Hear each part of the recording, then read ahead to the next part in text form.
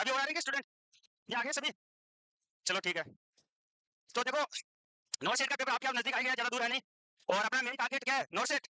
ठीक है, तो उससे पहले आपने काफी सारे मॉडल पेपर भी दे चुके हैं आप। इसके अलावा ईएसआईसी का, एसईपीजीआई का और डीएसएसबी का, ये रिसेंटली अभी 1 या 2 महीने में आपके पेपर हुए हैं। ठीक है ना? तो इनसे काफी कुछ आपको खुद को भी एक्सपीरियंस हुआ होगा। इसके अलावा टीचर तो आपको बताते ही है। तो कुछ इंपॉर्टेंट टॉपिक का आइडिया तो लगाइए आपको कि कौन सी चीजें कहां से क्वेश्चन आता है। अभी तक नहीं लगा? किस किसने दिया था डीएसएसबी का पेपर आप में से? दिया भी नहीं आपने? आपके अलावा? चलो ठीक है, अब किस किसने देखा था डीएसएसबी का पेपर? अपनी ईमानदारी को अपने पास में रखते हुए बताना है भाई, ऐसे हाथ खड़ा नहीं करना। आपने देखा? और आपके अलावा? अरे क्या करते हो आपको भाई, पेपर दिया नहीं तो कोई बात नहीं, देखना तो होता है ना। दिया आपने भी? तो आप तो हाथ में खड़ा नहीं किया होगा, मैंने नजर देखा नहीं। तो ठीक है, तो देखो जिन्होंने नहीं दिया वो सुनो अच्छे से। जिन्होंने दिया उन्होंने खुद ने देखा होगा। उससे पहले संडे को अपना मॉडल पेपर था और 15+ क्वेश्चन अपने जो यहाँ कवर किया उसमें से ऐसे कैसे क्वेश्चन आए।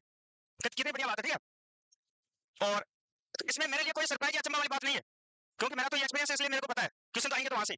ठीक है ना? आपके लिए जरूर थोड़ा सरप्राइज हो सकता है, बट मेरे लिए सरप्राइज वाली बात बिल्कुल भी नहीं है। इससे पहले एसआईसी में, एसईपीजीआई में, और मैं तो ये और कहता हूँ अभी नॉर्थ सेट का पेपर आने वाला है। ठीक है, अभी नॉर्थ सेट का पेपर आने वाला है, उससे पहले 1 या 2 मॉडल पेपर आने वाले हैं। ठीक है, तो सभी को एक तो मॉडल पेपर देना है, ताकि मैं कम से कम ये तो कह सकूं ना भाई, ये बताया था ये चीज वहां, ये अपने लिए तो और भी अच्छी बात है, लेकिन मैं तो ये बोल सकूं। तो समझ गई बात? तो आपको अपने लिए तो देना है। ठीक है, और इसी के साथ में जो आपको टॉपिक बताए जाते हैं, सिलेबस तो एक बार कवर करना है पूरा कंप्लीट। क्या हो? ठीक है, चीजें वही आनी है, हमेशा वही आती है, नया कुछ होता नहीं है। लेकिन अपन क्या गलती करते हैं, कई बार अपने को थोड़ा आइडिया नहीं होता, थोड़ी गाइडेंस की कमी रह जाती है, तो जो आपको टीचर बताते हैं फॉलो करना है और थोड़ा अच्छे से मेहनत करना है। ठीक है, तो चलो अपन स्टार्ट करें अपना न्यूट्रिशन। इसको भी इजी में मत लेना। जैसे कल क्लास चल रही थी उसमें मैं ये बताया था, पूछ रहे थे कि सर कितने क्वेश्चन लगभग आते हैं न्यूट्रिशन से नॉर्थ सेट में। ठीक है, तो बात ये होती है कि मैंने कहा भाई वो डिपेंड करता है कि आप कितनी चीजें न्यूट्रिशन में पढ़ते हो। अगर डाइट का क्वेश्चन आता है, जैसे डंपिंग सिंड्रोम का क्वेश्चन आता है डाइट का, तो मैं तो मानूंगा न्यूट्रिशन का, क्योंकि न्यूट्रिशन में पढ़ाऊंगा। ठीक है, प्रेगनेंसी में कैलोरी कितनी चाहिए, कैल्शियम कितना चाहिए, आयरन कितना कितना डोज होता है एलिमेंट, आयरन कितना होना चाहिए। तो अगर ऐसे क्वेश्चन काउंट करें तो अप्रोक्सीमेटली 5 से 10 क्वेश्चन न्यूट्रिशन के बनते हैं। ठीक है ना? लेकिन अगर आपने न्यूट्रिशन में चीजें नहीं पढ़ी तो वो बंदा तो कहेगा ना जितनी पढ़ी वही बताएगा भाई ये चीज आई है। तो समझ के मेरी बात कहने का मतलब, तो अपन ये कोशिश कर रहे हैं न्यूट्रिशन में भी, मैं ज्यादातर क्वेश्चन वो कवर कर रहा हूं जो एमसीक्यू आते हैं जहां से। यानी मेरा कहने का मतलब इंपॉर्टेंट टॉपिक को मैं न्यूट्रिशन में भी नहीं छोड़ता, चाहे वो कोई सा भी सब्जेक्ट का हो, अपन थोड़ा यहाँ देख लेते हैं, उसका फायदा ये मिलता है कि वहां से क्वेश्चन तो आता है। ठीक है, तो अपना टॉपिक चल रहा है विटामिन, और विटामिन में वैसे विटामिन ए कंप्लीट हो गया, लेकिन ब्रीफली मैं थोड़ा सा एक बार आपको बता देता हूं, आपके नोट्स तो लिखे हुए। ठीक है, क्योंकि इंपॉर्टेंट है विटामिन ए इसलिए। तो सबसे पहले बात करें विटामिन की, तो विटामिन कैसे मॉलिक्यूल होते हैं, कैसे कंपाउंड होते हैं? ऑर्गेनिक कंपाउंड होते हैं, लेकिन विटामिन से एनर्जी नहीं मिलती है। ये ऑर्गेनिक सब्सटेंसेस होते हैं, ऑर्गेनिक कंपाउंड होते हैं, लेकिन इनसे एनर्जी नहीं मिलती है। ये क्वेश्चन आता है डायरेक्ट यहाँ से। ठीक है, की एनर्जी मिलती है तो कार्बोहाइड्रेट, फैट और प्रोटीन से, लेकिन विटामिन से एनर्जी अपने को नहीं मिलती है। बॉडी के मेंटेनेंस के लिए जरूरी होता है, ग्रोथ के लिए, डेवलपमेंट के लिए जरूरी होता है क्या? विटामिन। मेटाबॉलिज्म के लिए जरूरी होता है, रिप्रोडक्शन के लिए जरूरी होता है। ठीक है, इसके बाद में विटामिन का सबसे पहले नाम किसने दिया था? फंक ने दिया था। ये तो अपने जनरल साइंस का क्वेश्चन है, अपने ऐसा क्वेश्चन नहीं पूछा जाता है, जनरल साइंस पढ़ते हैं ना उनका क्वेश्चन है। उसके बाद में विटामिन का क्लासिफिकेशन जरूर अपन देख लेते हैं, बेस्ड ऑन दी सोल्युबिलिटी। तो एक तो फेट सोल्यूबल होती है और एक वाटर सोल्यूबल। ठीक है, फेट सोल्यूबल में अपनी ए, डी, ई और के। वाटर सोल्यूबल में डब्ल्यूबीसी का मैंने आपको, बी कॉम्प्लेक्स और विटामिन सी आ जाता है। ठीक है, ये अपना क्लासिफिकेशन हो गया। इसमें अपन डिटेल से पढ़ने वाले हैं सभी विटामिन को। और मैं आपसे पूछूं कि किस टाइप के न्यूट्रिएंट होते हैं विटामिन? मैक्रो या माइक्रो? माइक्रो न्यूट्रिएंट होते हैं। यस, विटामिन होते हैं हमेशा माइक्रो न्यूट्रिएंट। ठीक है, ये क्लासिफिकेशन ऑलरेडी देख चुके हैं अपन। यहाँ पे देखो ये ए, डी, ई के और इधर टी और सी कंप्लीट हो जाएगा। इसके बाद में विटामिन ए के बारे में थोड़ा सा देख लेते हैं। विटामिन ए इंपॉर्टेंट है एमसीक्यू के पर्पस से, क्वेश्चन यहाँ से पूछा जाता है। ठीक है, नोट से का तो फेवरेट टॉपिक है विटामिन ए। तो विटामिन ए का सबसे पहले अगर अपन केमिकल नाम देखें तो इसको अपन बोलते हैं रेटिनॉल। और ये रेटिनॉल मेनली किसमें प्रेजेंट होता है? एनिमल में। बट इसका जो प्रोड्यूसर होता है उसको अपन बोलते हैं बीटा कैरोटीन। क्या बोलते हैं? Beta carotene. ये किसमें पाया जाता है भाई? प्लांट्स में पाया जाता है। इससे कन्वर्जन होता है विटामिन ए का। ये डायरेक्ट अपन इसको विटामिन ए नहीं बोलते हैं। तो बीटा कैरोटीन पाया जाता है प्लांट्स के, मेनली जैसे गाजर की बात करें, कैरेट कैसे कलर की होती है गाजर? मेनली अंदर से येलो कलर की। अरे लाल तो ऊपर से होती है, अंदर से फिर खाते हैं तो वो आता है ना उसके अंदर। ठीक, तो ये क्यों बता रहा हूं मैं? इसलिए बता रहा हूं, अगर आपसे कोई पूछे बीटा कैरोटीन का रिच सोर्स येलो वेजिटेबल्स, समझ गए क्यों बता रहा हूं मैं? ठीक है, तो आपको याद रहेगा। हाँ, तो येलो जैसे स्पिंच के लिए, सॉरी आयरन के लिए बेस्ट होते हैं डार्क लीफ वेजिटेबल्स, बाकी बी कॉम्प्लेक्स के लिए ग्रीन लीफ वेजिटेबल्स, लेकिन विटामिन ए की बात करें तो उसके लिए येलो वेजिटेबल्स। क्लियर? हाँ, ये बीटा कैरोटीन होता है ना, ये एंटीऑक्सीडेंट का काम भी करता है। ये भी तो इंपॉर्टेंट चीज है। क्वेश्चन ये पूछा जाता है कि कौन कौन सी विटामिन एंटीऑक्सीडेंट होती है। तो एसी इनहिबिटर तो सबने पढ़ा होगा, पढ़ा है ना एसी इनहिबिटर, या एसी एंजाइम पढ़ा होगा, एंजियोटेंसिनोजन पढ़ा है ना, कन्वर्टिंग एंजाइम। तो ये तीनों ऐसी होती है, वो कौन सी होती है हमेशा? एंटीऑक्सीडेंट। इनके अलावा कोई भी विटामिन एंटीऑक्सीडेंट नहीं होती। ये सीधा एमसीक्यू आता है, तो याद रखना एंटीऑक्सीडेंट। एंटीऑक्सीडेंट होती है मेनली 3 विटामिन, विटामिन ए, सी और ई। और एसी सभी पढ़ते हो आप। कहां से सीक्रेट होता है एसी? लंग से। हाँ, और काम कहां पे जाके करता है? किडनी पे, सही है ना? तो ऐसे याद रखना है, विटामिन ए, विटामिन सी और विटामिन ई तीनों एंटीऑक्सीडेंट होते हैं, सीधा एमसीक्यू आता है यहाँ से। इसके बाद में अगर अपन बात करें विटामिन ए में, इसका सबसे रिचेस्ट सोर्स कौन सा होता है भाई? Code liver. कोड लिवर तो सेकंड होता है, उससे पहले हेलीपोर्ट लिवर। यस, कौन सा होता है? BUT, heliport liver. ये भी एक मछली होती है, फिश होती है। तो ये अगेन इंपॉर्टेंट एमसीक्यू बनता है। एम्स भोपाल ने पूछ रखा है ऑलरेडी, विटामिन डी का बेस्ट सोर्स, और वो भी कौन सा होता है? Heliport liver. बट उसमें ऑप्शन ये नहीं था, कोड लिवर का था। तो वहां पे सही क्या होना चाहिए? Code liver. तो अगेन इंपॉर्टेंट एमसीक्यू बनता है यहाँ से, ठीक है ना? तो हेलीपोर्ट लिवर में सबसे अच्छी खासी मात्रा में विटामिन ए, रेटिनॉल पाई जाती है, ठीक है? इसके बाद में अपन थोड़ा इसकी बात कर लेते हैं। फेट सोल्यूबल विटामिन सभी को पता है। अब फेट सोल्यूबल है तो स्टोर कहाँ पे होगी? लीवर में। कहाँ पे स्टोर होगी? लीवर में, ठीक है? इसके बाद में अगर अपन बात करें तो एंटीऑक्सीडेंट होती है, एंटी इन्फेक्टिव भी होती है। इसके अलावा क्या काम करती है? एंटीऑक्सीडेंट का काम करती है, एंटी इन्फेक्टिव होती है, लीवर में स्टोर होती है, फेट सोल्यूबल विटामिन होती है। मेन इसके फंक्शन की बात करें तो विजन में। इसके अलावा स्किन की इंटीग्रिटी को भी ये मेंटेन रखती है, ठीक है? तो स्किन इंटीग्रिटी में अपन बात करें तो एपिथेलियम को, अब याद करो। अब देखो, अगर इसके फंक्शन याद है तो इसकी कमी से होने वाले डिसऑर्डर या डिफिशियंसी का अपने आप आपको याद रहेगा। स्किन मेंटेनेंस में काम है ना, तो अब कमी होगी तो स्किन का कौन सा डिसऑर्डर होगा? पढ़ा था, गायनोडर्मा पढ़ा था ना, टोड स्किन। तो इसकी वजह से तो होती है। नॉर्मल विटामिन ए अपनी स्किन की इंटीग्रिटी को मेंटेन करती है, ठीक है? बट इसकी अगर डिफिशियंसी हो जाती है तो पेशेंट में फिर क्या देखने को मिलता है? फाइनोडर्मा। और फाइनोडर्मा का दूसरा नाम होता है टोड स्किन। अरे टोड बोलते हैं बड़े मेंढक को, एक होता है छोटा मेंढक फ्रॉग, एक होता है बड़ा मेंढक। उसकी अगर स्किन देखिए कभी आपने, देखिए क्या? तो पेशेंट की वैसी स्किन हो जाती है, इसलिए इसका नाम पड़ा है टोड स्किन, ठीक है ना? ये किसकी कमी से होती है? Vitamin E. और इसके अलावा कहाँ पे पड़ा था? इसके अलावा कहाँ पे पड़ा था? क्या बात है भाई, गुलाब जामुन आ रहे हैं? हैं? ले लो क्या? आपकी सबकी परमिशन होता हूँ, देखो आप, आपके लिए तो लगने रहा, ठीक है भाई? किस खुशी में? वो सिलेक्टेड बंदा है? अच्छा, श्री सर के लड़का हुआ। हाँ भाई, आप सबकी तरफ से भी कांग्रेचुलेशन, श्री सर को मेरी तरफ से भी कांग्रेचुलेशन, ठीक है? श्री सर अपने बायोलॉजी वाले हैं ना, उनके लड़का हुआ है, ठीक है? उस खुशी में, ठीक।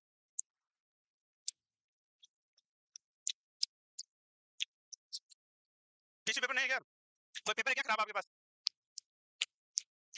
दे दो, ठीक। खराब है ना, कोई बिल है, ठीक है भाई? तो ये टोड स्किन फाइनोडर्मा किसमें देखने को मिलती है? विटामिन ए की डिफिशियंसी। इसके अलावा एक चीज और बताई थी मैंने, किसकी कमी से होता है? माइक। और किसकी कमी से? Fatty acid. कौन से? बहुत बढ़िया, शानदार, ठीक है? एसेंशियल फैटी एसिड की कमी से भी क्या देखने को मिलता है? फाइनोडर्मा। और एसेंशियल फैटी एसिड में मैंने क्या बताया था ट्रिक अपनी? ऑल। यस, क्या याद रखना? ऑल, आर्चिडोनिक, लिनोलिक और लिनोलेनिक। यस, ये तीनों कौन से होते हैं? एसेंशियल फैटी एसिड होते हैं। तो एसेंशियल फैटी एसिड की अगर कमी होती है तो फाइनोडर्मा देखने को मिल सकता है, विटामिन ए की डिफिशियंसी से भी देखने को मिल सकता है। इसके अलावा अगर अपन बात करें, विजन में तो होता ही है, और सबसे इंपॉर्टेंट यही इसका फंक्शन है, यहाँ से भी एमसीक्यू आता है, ठीक है? तो सबसे पहले नाइट ब्लाइंडनेस, शॉर्ट में लिख रहा हूँ, ठीक है? एक बार एक्सप्लेन। नाइट ब्लाइंडनेस देखने को मिलता है, इसको अपन को क्या बोलते हैं? नेक्टोपिया, ठीक है? क्या बोलते हैं? नेक्टोपिया। ये इसकी दूसरी टर्म है। अब ढूंढते रहो कि नाइट ब्लाइंडनेस मिलेगा ऑप्शन में, कोई जरूरी नहीं है। और इंपॉर्टेंट है कि this one is the first symptom of vitamin A deficiency, ठीक है ना? विटामिन ए डिफिशियंसी का फर्स्ट सिम्टम कौन सा है? नेक्टोपिलिया। तो ये क्वेश्चन आ सकता है, पूछा जाता है, ठीक है? और सिम्टम क्यों बोला मैंने? क्योंकि पेशेंट खुद बताएगा, सब्जेक्टिव डाटा होता है ना सिम्टम, तो पेशेंट खुद आके बताएगा कि मेरे को जब शाम के टाइम या तो लाइट चली जाती है, या डिम लाइट हो जाती है, या अंधेरा हो जाता है, तो मेरे को कुछ भी दिखाई नहीं देता। पेशेंट खुद ही बताएगा ना, तो इसलिए अपन इसको क्या बोला? सिम्टम। इसलिए क्या बोला? सिम्टम। तो first symptom of vitamin A deficiency nyctalopia या नाइट ब्लाइंडनेस। लेकिन फर्स्ट साइन पूछे तो क्वेश्चन आ चुका है एक बार, क्या करोगे? हाँ, जीरोथेल्मिया। यस, जीरोथेल्मिया हमेशा क्या होता है? फर्स्ट साइन, ठीक है? इसके बाद में व्हाइट डॉट स्पॉट, पेशेंट की मेनली कॉर्निया में और जो कंजक्टिवा है उसमें व्हाइट कलर का, येलोइश कलर का एक स्पॉट देखने को मिलता है, और ये स्पॉट किसको बताता है? विटामिन ए की डिफिशियंसी को, ठीक है? इसके अलावा कंजक्टिवल जीरोसिस। अब देखो, जीरोसिस वर्ड कहीं पे भी आता है ना, इसका मींस होता है ड्राइनेस, सूख जाना, सूखा हो जाना, हार्ड हो जाना, ठीक है? तो यहाँ किसका जीरोसिस हो रहा है? कंजक्टिवा का। इसी के साथ में कॉर्निया का भी क्या हो सकता है? जीरोसिस, यानी कॉर्नियल अल्सर या कॉर्नियल जीरोसिस हो सकता है। इसके अलावा एक होता है किरेटोमलेशिया, कुछ भी नया वर्ड नहीं, किरेटो वर्ड हमेशा किसके लिए आता है? कॉर्निया के लिए। और मलेशिया आपने पढ़ा ऑस्टियोमलेशिया में, मलेशिया एक वो भी तो है ना, क्या भाई कंट्री है क्या, या महाद्वीप है, महासागर, क्या मलेशिया है, कुछ देश है क्या? उसकी बात भी करें अपन। ऑस्टियोमलेशिया में मलेशिया का मींस क्या होता है? सॉफ्टनेस, ठीक है ना? यहाँ पे भी सेम सॉफ्टनेस या लिक्विफिकेशन हो जाता है, किसका? कॉर्निया का। तो नई चीज तो आई नहीं ना अपने लिए, नहीं ना नई चीज, बिल्कुल। तो जीरोथेल्मिया, सेम जीरो जीरो यानी ड्राइनेस ऑफ द आईज, उसको बोलते हैं जीरोथेल्मिया, ठीक है? तो ये कुछ देखने को मिल सकते हैं विटामिन ए की कमी से विजन में। एंटी इन्फेक्टिव यानी पेशेंट के इन्फेक्शन से बचाने का भी काम करता है। लेकिन अगर आपसे पूछे इम्यूनिटी कौन सी विटामिन देती है, तो राइट आंसर क्या होगा? सी कभी भी इम्यूनिटी नहीं देती, वो तो वो हीलिंग में हेल्प करती है। ई, हाँ, ई बोल रहे हैं ना, विटामिन ई का रोल होता है इम्यूनिटी प्रोवाइड करने में। एंटीऑक्सीडेंट, एंटीऑक्सीडेंट क्या होता है? जब अपने, हाँ हाँ, बोलो बोलो, मौका दे, अभी तो आपको। तो देखो जब अपनी बॉडी में सेल्स में मेटाबॉलिज्म होता है तो वहां ऑक्सीडेशन होता है, तो कुछ फ्री रेडिकल्स बनते हैं, वो फ्री रेडिकल्स कार्सिनोजन का काम करते हैं, और कार्सिनोजन क्या होते हैं जो कैंसर कोज करते हैं। तो ये विटामिन ए या जितने भी एंटीऑक्सीडेंट है ना, ये उन फ्री रेडिकल को न्यूट्रलाइज करने का काम करते हैं। जैसे पैरासिटामोल की डोज ज्यादा हो जाती है तो उसको न्यूट्रलाइज करने के लिए अपन एंटीडोट देते हैं, एन एसिटाइलसिस्टीन। यस, तो सेम यहाँ पे जो भी फ्री रेडिकल बने थे ड्यू टू ऑक्सीडेशन, उनको न्यूट्रलाइज करने के लिए ये एंटीऑक्सीडेंट काम करते हैं, ताकि वो आगे जाके कैंसर भी कोज नहीं करते और इस सेल्स की डैमेज करने का काम भी नहीं करते नॉर्मल सेल को। ठीक है, तो ये हो गया। इसके बाद में लीवर में स्टोर होती है, ये भी इंपॉर्टेंट है। क्यों इंपॉर्टेंट है? क्योंकि जब हाइपर विटामिनोसिस पढ़ेंगे अपन, विटामिन ए नॉर्मल से ज्यादा हो जाती है तो किसको अफेक्ट करेगी? जहां स्टोर होगी वहां तो करेगी। आयरन किसको करता है? किसको करता है आयरन ज्यादा होने पे? लीवर को, पता है ना? अरे हिमोसाइडरोसिस, आयरन नॉर्मल से ज्यादा डिपॉजिट होता है तो मेनली कहां डिपॉजिट होता है? लीवर में। तो जितनी जगह बनी है उतनी ही तो ठीक है लीवर में, और भी तो काम है लीवर के। लेकिन कोई चीज जैसे यहाँ बैठने की जितनी जगह तो ठीक है, आपके डबल या ट्रिपल स्टूडेंट यहाँ आए तो कुछ गड़बड़ी होगा, नहीं होगा क्या? शॉर्ट बॉडी होगी फिर तो लीवर के जितने विटामिन ए की जगह है नॉर्मल उतना तो ठीक है, नॉर्मल से ज्यादा अगर हो रहा है तो ये हिपेटोमेगली कोज करता है, लीवर को डैमेज करता है। चाहे आयरन हो, आयरन भी वही काम करेगा। तो आयरन भी किसको अफेक्ट करता है? लीवर को, अगर ज्यादा होने पे। ठीक है, तो इसे आपको याद रहेगा ओवरडोज होने पे, और ओवरडोज टेराटोजेनिक इफेक्ट भी कोज करती है, इसलिए प्रेगनेंसी में विटामिन ए ज्यादा ही दी जाती है, वैसे तो अवॉइड ही करते हैं। ठीक है, इसके अलावा इंटरमीडिएट मोड पढ़ा था, कहां पढ़ा था? जिसके एक्ने वल्गरिस होते हैं, कील मुंह से होते हैं, तो उसका ट्रीटमेंट क्या पढ़ा था? Vitamin A derivative retinoids. तो रेटिनॉइड किसका नाम है? रेटिनॉल किसका नाम है? विटामिन ए का। ठीक है ना, तो चीजें आपस में लिंक होती है, कोई नई चीज नहीं होती। ठीक है, बस अपने को क्या करना है, उस सब्जेक्ट से उससे उसमें जोड़ना है। ठीक है, एक माला बनानी है। ठीक है भाई, तो ये हो गया अपना बेसिक इसका। अब सबसे इंपॉर्टेंट क्या है इसकी, जब बच्चे को अपन क्या देते हैं, छोटे इन्फेंट्स वगैरह को या चिल्ड्रंस को डोज देते हैं, वहां से एमसीक्यू आता है। तो मैं विटामिन ए की चाहे तो डोज लिखूं, आप समझ जाओगे, क्वेश्चन इसका आता है। ठीक है, तो सबसे पहले तो इसका रूट पूछा जाता है ओरल, लेकिन अगर ओरल भी नहीं है तो आईएम भी दे सकते हैं। यस, ये नहीं कि ओरल है तो वरना छोड़ के आ जाओगे क्वेश्चन को, ओरल नहीं है तो कौन सा रूट से दे सकते हैं? आईएम, बट प्रेफर रूट कौन सा होता है? हमेशा ओरल होता है। मैं आईएम यहाँ साइड में फिर भी कंफ्यूज हो गया, आप तो ओरल रहने देता हूँ। ठीक है ना, इसके बाद में इसकी डोज, तो क्वेश्चन आता है फर्स्ट डोज कब दी जाती है? तो सभी को पता है 8 एज ऑफ 9 मंथ। ठीक है, फिर कभी कभी पूछा जाता है इसके साथ में कौन सा वैक्सीन दिया जाता है, तो कौन सा वैक्सीन साथ में देते हैं? मीजल्स को। ठीक है, इसके बाद में इसकी डोज कितनी होती है? तो हमेशा 1 ml, यानी 1 लाख इंटरनेशनल यूनिट। ठीक है, अब आपका ऑप्शन इसमें भी हो सकता है और ऑप्शन इसमें भी हो सकता है, क्योंकि vitamin a always 1 ml contain 1 lakh international unit. ठीक है ना, तो 1 ml में 1 लाख इंटरनेशनल यूनिट होता है, तो वो आपसे एमएल में भी पूछ सकता है बंदा। ठीक है ना, इसलिए इसकी क्या आती है, सिरप आती है, अगर देखा तो आपने, जो डिपार्टमेंट होते हैं वैक्सीनेशन के डिपार्टमेंट होते हैं। ठीक है, तो किसमें अवेलेबल होती है? सिरप में। तो 1 ml यानी 1 लाख इंटरनेशनल यूनिट। इसके बाद में पूछता है सेकंड डोज, तो सेकंड डोज 18 मंथ पे देते हैं अपन। अब एक गड़बड़ और कर सकते हो आप, गड़बड़ क्या कर सकते हो, पता चले आपको केवल 9 मंथ वहां दे नहीं रखा है, तो ये रेंज होती है 9 से 12 महीने के बीच में कभी भी दे सकते हैं अपन, तो हमेशा 1 लाख ही लगेगी। यस, यानी बच्चा जब तक 1 साल का नहीं होता तब तक उसके 1 लाख इंटरनेशनल यूनिट लगेगी। ठीक है ना, तो आप तो रट के भेजो 9 महीने आएगा तो दूंगा, इसलिए फ्लेक्सिबिलिटी जरूरी होती है, अपने हिसाब से दिमाग को यूज करना होता है, समझ गए? तो 9 से 12 महीने तक हमेशा 1 लाख इंटरनेशनल यूनिट अपन देते हैं, चाहे 9 महीने पे दो चाहे 12 महीने पे। ठीक है ना, क्लियर भाई? इसके बाद में सेकंड, अब इसने 6 महीने ऐड कर दो 12 महीने से, तब तक तो 1 लाख देनी है ना, तो ऐड करोगे तो 18 महीने पे कितनी देनी है? 2 लाख, यानी 2 ml equal to 2 lakh. Direct लिख रहा हूं भाई मैं, 2 लाख वैसे नहीं लिख रहा, 2 लाख लिख रहा हूं। ठीक है, थर्ड डोज, इसमें 6 डोज चॉइस हो जाएंगे ना, 24 मंथ पे थर्ड हो जाएगी 2 ml, 2 लाख हो जाएगा। फोर्थ डोज कब देंगे? 30। उसके बाद में फिफ्थ डोज 36, 6 डोज 42 हो जाएगा, 7 डोज 48 हो जाएगा, 8 डोज कितना हो जाएगा? 54 हो जाएगा, और 9th डोज जो सबसे लास्ट डोज होती है 60 मंथ, और 60 महीने को क्या लिख सकते हैं? 5 साल। तो ये क्वेश्चन ये पूछा जाता है कि विटामिन ए की डोज कब तक दे सकते हैं? Up to 5 year, up to 5 year, और लास्ट कितनी होती है? 9 डोज होती है। टोटल कितनी होगी? 9 हो गई। टोटल का अगर अमाउंट पूछ ले तो एक में 1 लाख दी थी, बाकी सभी में 2-2 लाख है, तो 8 दूनी 16 और एक 17 लाख। ठीक है, और एमएल में पूछ ले तो 17 ml। ठीक है ना, हाँ, तो ये जरूर थोड़ा याद रहना चाहिए, इसका क्वेश्चन आता है भाई। एक तो रूट, और इसके साथ में एक चीज और बता देता हूँ, ओरल में पोलियो तो सबको पता है, रोटा वायरस का पूछा गया है, तो रोटा वायरस का वैक्सीन भी ओरल देते हैं, ध्यान रखना, पूछा है हमसे, पूछा है। ठीक है, हाँ, तो ये सभी का वैसे लिखा हुआ है, आपके लिखने की जरूरत नहीं मेरे ख्याल से। ठीक है ना, ये तो हो गया। चलो विटामिन ए के बारे में कोई चीज आएगी तो मैं बता दूंगा, इसमें आपके आरडी और बता देता हूँ इसको। हाँ, ये तो हो गया ना, आपके सामने लिख लिया। आरडी में बता देता हूँ, अगर इन्फेंट का पूछे ना तो 350 माइक्रोग्राम, अगर आपसे चिल्ड्रन का पूछे तो 400 माइक्रोग्राम, उसके बाद में एडल्ट का पूछे तो 600 माइक्रोग्राम, इसके बाद में लैक्टेशन और प्रेगनेंसी में 950 माइक्रो, दोनों में सेम होता है लगभग। ठीक है ना, वैसे कौन इंडिकेटेड भी होती है, ज्यादा मात्रा में नहीं देनी होती प्रेगनेंसी में। ठीक है, बट ये थोड़ा डाटा आपको आरडीए के हिसाब से याद रखना है। ठीक है, डोज ऑफ विटामिन ए। ठीक है, ये तो पढ़ लिया आपने, कंप्लीट हो गया। ठीक है,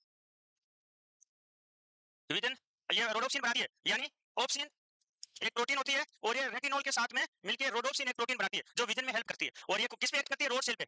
एक कौन सेल होती है? रोड सेल वाई में पढ़ा होगा आपके। ठीक है, जो रोड सेल हमेशा डिम नाइट में अंधेरे में देखने में हेल्प करती है, और कौन सेल? ब्राइट। और कलर के लिए पूछे तो कौन? कंफर्म है? सी से सी, कौन सेल में? कलर, बस। और क्या, क्यों इतने माथा फोड़ कर रहा है? ठीक है भाई, ये तो एंटी इन्फेक्टिव ये बता दिया। Deficiency of vitamin A, ocular sign में देख लिया आपने, नाइट ब्लाइंडनेस, यहाँ हुआ था। ठीक है, नोट, ये अर्लीस्ट सिम्टम होता है विटामिन ए का। व्हाइट वोट स्पॉट होता है, कॉर्नियल जीरोसिस होता है, केरेटोमलेसिया और जीरोप्थेल्मिक फंडस, ठीक है। ये अपने एक्स्ट्रा ओकुलर में फाइनोडर्मा होता है, स्किन को भी अफेक्ट करती है, स्किन की इंटीग्रिटी को भी मेंटेन करने का काम है करती है। और टेराटोजेनिक इफेक्ट के रूप में बताएं तो स्पाइन बाइफिटा भी हो सकता है इसकी वजह से, इसकी ज्यादा से। नॉर्मल किसकी कमी से होता है? एंटीडी फोलिक एसिड की कमी से, बट विटामिन ए ज्यादा होने से भी हो सकता है। उसके अलावा क्लिप्ट पेलेट हो सकता है, क्लिप्ट लिप हो सकता है, और इसके अलावा नोजिया, वोमिटिंग, हिपेटोमेगेली और हेडेक ये भी हो सकते हैं इसकी वजह से, हाइपर विटामिनोसिस की वजह से, इनकी अधिक मात्रा होने की वजह से, ठीक है। ट्रीटमेंट क्या देंगे? विटामिन ए देंगे अपन। भाई ट्रीटमेंट तो ये हुआ ना, जिसकी कमी हुई वो बाहर से पेशेंट को अपन दे देंगे। ये आपकी लिखा हुआ है सभी के। अब vitamin D very important, important तो ए भी है लेकिन कम विटामिन डी भी नहीं है, ठीक है ना। हाँ, तो विटामिन डी की अगर अपन बात करें तो दो तीन बातें पहले मैं इसके बारे में थोड़ा आपको बता देता हूँ, एडिंग तो डालना चाहिए आप। विटामिन डी तो देखो मेन वैसे तो 5 टाइप की होती है vitamin D, D1 D2 D3 D4 and D5, लेकिन अपने लिए इंपॉर्टेंट दो ही है तो अपन दो ही पढ़ेंगे क्योंकि ज्यादा पढ़ने से कंफ्यूजन ज्यादा होता है, तो अपन इसलिए उसको स्मार्ट स्टडी बोलते हैं। क्या चीज पढ़ना है उससे ज्यादा आपको आना चाहिए क्या चीज छोड़ना है, मानते हो इस बात को? और जिस दिन आप ये पता लगा लेते हो बस सक्सेस ही, वैसे मानो किसी से पूछने की जरूरत नहीं होती बाद में भाई मैं कहाँ पे फॉलो हो रहा हूँ, क्या है मेरा, होगा या नहीं होगा, ठीक है। जिस दिन आपको ये पता चल जाए कि ये चीज इंपॉर्टेंट है और ये फालतू की है, चाहे वो इंसान हो, चाहे पढ़ने की किताब हो, चाहे नोट्स हो, सही नहीं है क्या? अगर इंसान का पता चल जाए तो आप अपनी लाइफ में सक्सेस हो, अगर किताब या नोट्स या मैटर का पता चल जाए तो वहां सक्सेस हो आप, ठीक है। तो बस ये बात है। और ये कब पता चलेगा? जब पढ़ोगे, चाहे तो इंसान को पढ़ो चाहे किताब को पढ़ो, पढ़ना तो पड़ेगा, पढ़ने के बिना तो आंखें बंद करके बैठा रहेगा तो नहीं पता चलेगा, नहीं चलेगा ना। तो विटामिन डी को मेनली D2 और D3 दो में पढ़ते हैं अपन। D2 ये प्लांट्स में पाया जाता है और इसका नाम क्या होता है? इर्गो कैल्सिफेरॉल, इर्गो, हाँ क्या हुआ भाई, कुछ नया पुराना हुआ क्या? कुछ नहीं हुआ, ठीक है। इर्गो कैल्सिफेरॉल विटामिन, ये एनिमल सोर्स होता है, एनिमल में पाई जाती है मेनली, इसको अपन बोलते हैं कोलिकैल्सिफेरॉल। और तीसरा इसका आपको नाम याद रखना है कैल्सी ट्रायोल, और कैल्सी ट्रायोल हमेशा एक्टिव फॉर्म होती है विटामिन डी की। अभी लिखो मैं चाहे वैसे नोट्स आएंगे उसमें लिख लेना आप, एक बार समझ लो, ठीक है ना। तो active form of vitamin D3 या डी आपसे पूछे तो होता है कैल्सी ट्रायोल, ऑप्शन में कैल्सी डायोल भी आएगा, but calcidiol active form में नहीं होती है। तो ये तीनों नाम एक तो आपको याद होने चाहिए, प्लांट सोर्स, एनिमल सोर्स और active form of the vitamin. इसके बाद में इसको और किस किस नाम से जानते हैं? इसको सनशाइन विटामिन, सनशाइन विटामिन के नाम से भी इसको जाना जाता है, क्योंकि जोधपुर को क्या बोलते हैं? सन सिटी, क्योंकि यहाँ पे धूप बहुत ज्यादा पड़ती है, सूर्य की सीधी करनी पड़ती है यहाँ पे लगभग, ठीक है। तो इसको भी सनशाइन यानी सूर्य से तो कुछ तो रिलेटेड इसलिए बोल रहे हैं। तो क्या होता है अपनी स्किन के अंदर पाया जाता है कोलेस्ट्रॉल, 7 डी हाइड्रो कोलेस्ट्रॉल, ये अपनी स्किन में पाया जाता है एपिडर्मिस में। कहाँ पाया जाता है? एपिडर्मिस में।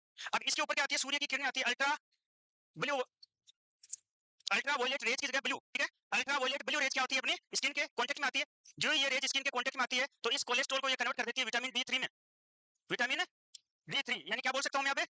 कोलिकैल्सिफेरॉल, ठीक है। तो इधर विटामिन D3 कोलिकैल्सिफेरॉल बना। इधर आप डाइट में लेते हो तो एनिमल सोर्स का भी यूज करते हो और इसके साथ में प्लांट सोर्स का भी यूज करते हो, तो यहाँ से विटामिन D2 भी आती है और साथ में क्या आती है? D3 भी आती है। ये एब्जॉर्ब होती है और एब्जॉर्ब होने के बाद में सीधी पहुंचती है लीवर में। कहाँ पहुंचती है? लीवर में। लीवर इंपॉर्टेंट ऑर्गन, तो डिटॉक्सिफिकेशन काम वो तो करेगा। पता चला बाहर से पॉइजन ले लिया आपने, तो जाने अनजाने में ले लिया, होता है ना। तो सबसे पहले ब्रेन में भी पहुंचने से पहले लीवर के पास पहुंचती हो, और लीवर वहां क्या करता है? डिटॉक्सिफाई करने का काम करता है, ठीक है। ये पता होना चाहिए आपको, बेसिक चीजें हैं तो, कि कोई भी चीज अपन खा रहे हैं, अब पता चला आप तो नया टेस्ट चेक करने के ऊपर नई चीज खा लिया आपने तो है, लेकिन वो पॉइजन निकला तो गड़बड़ हो सकती है। तो अंदर अभी लीवर बैठा रहता है, लीवर का यही काम है कि भाई गलती तूने की अभी, लेकिन मेरे को तो अभी और दिन निकाले हैं, तो लीवर के पास में जाता है। लीवर वहां क्या करता है? टॉक्सिन है, पॉइजन है, तो उसको करता है डिटॉक्सिफाई। यस, तो इसलिए लीवर वेरी इंपॉर्टेंट ऑर्गन होता है, ब्रेन से इंपॉर्टेंट इसलिए लीवर हो गया, क्योंकि अगर लीवर फेल हो गया तो ब्रेन फिर अमोनिया चलेगी तो कुछ कर सकता है क्या? खुद में तो जाएगा। तो ये क्या होता है? अब पहुंचे लीवर में, लीवर में इसका मेटाबॉलिज्म होगा और लीवर इसको कन्वर्ट करेगा किसमें? कैल्सी डायोल, किसमें?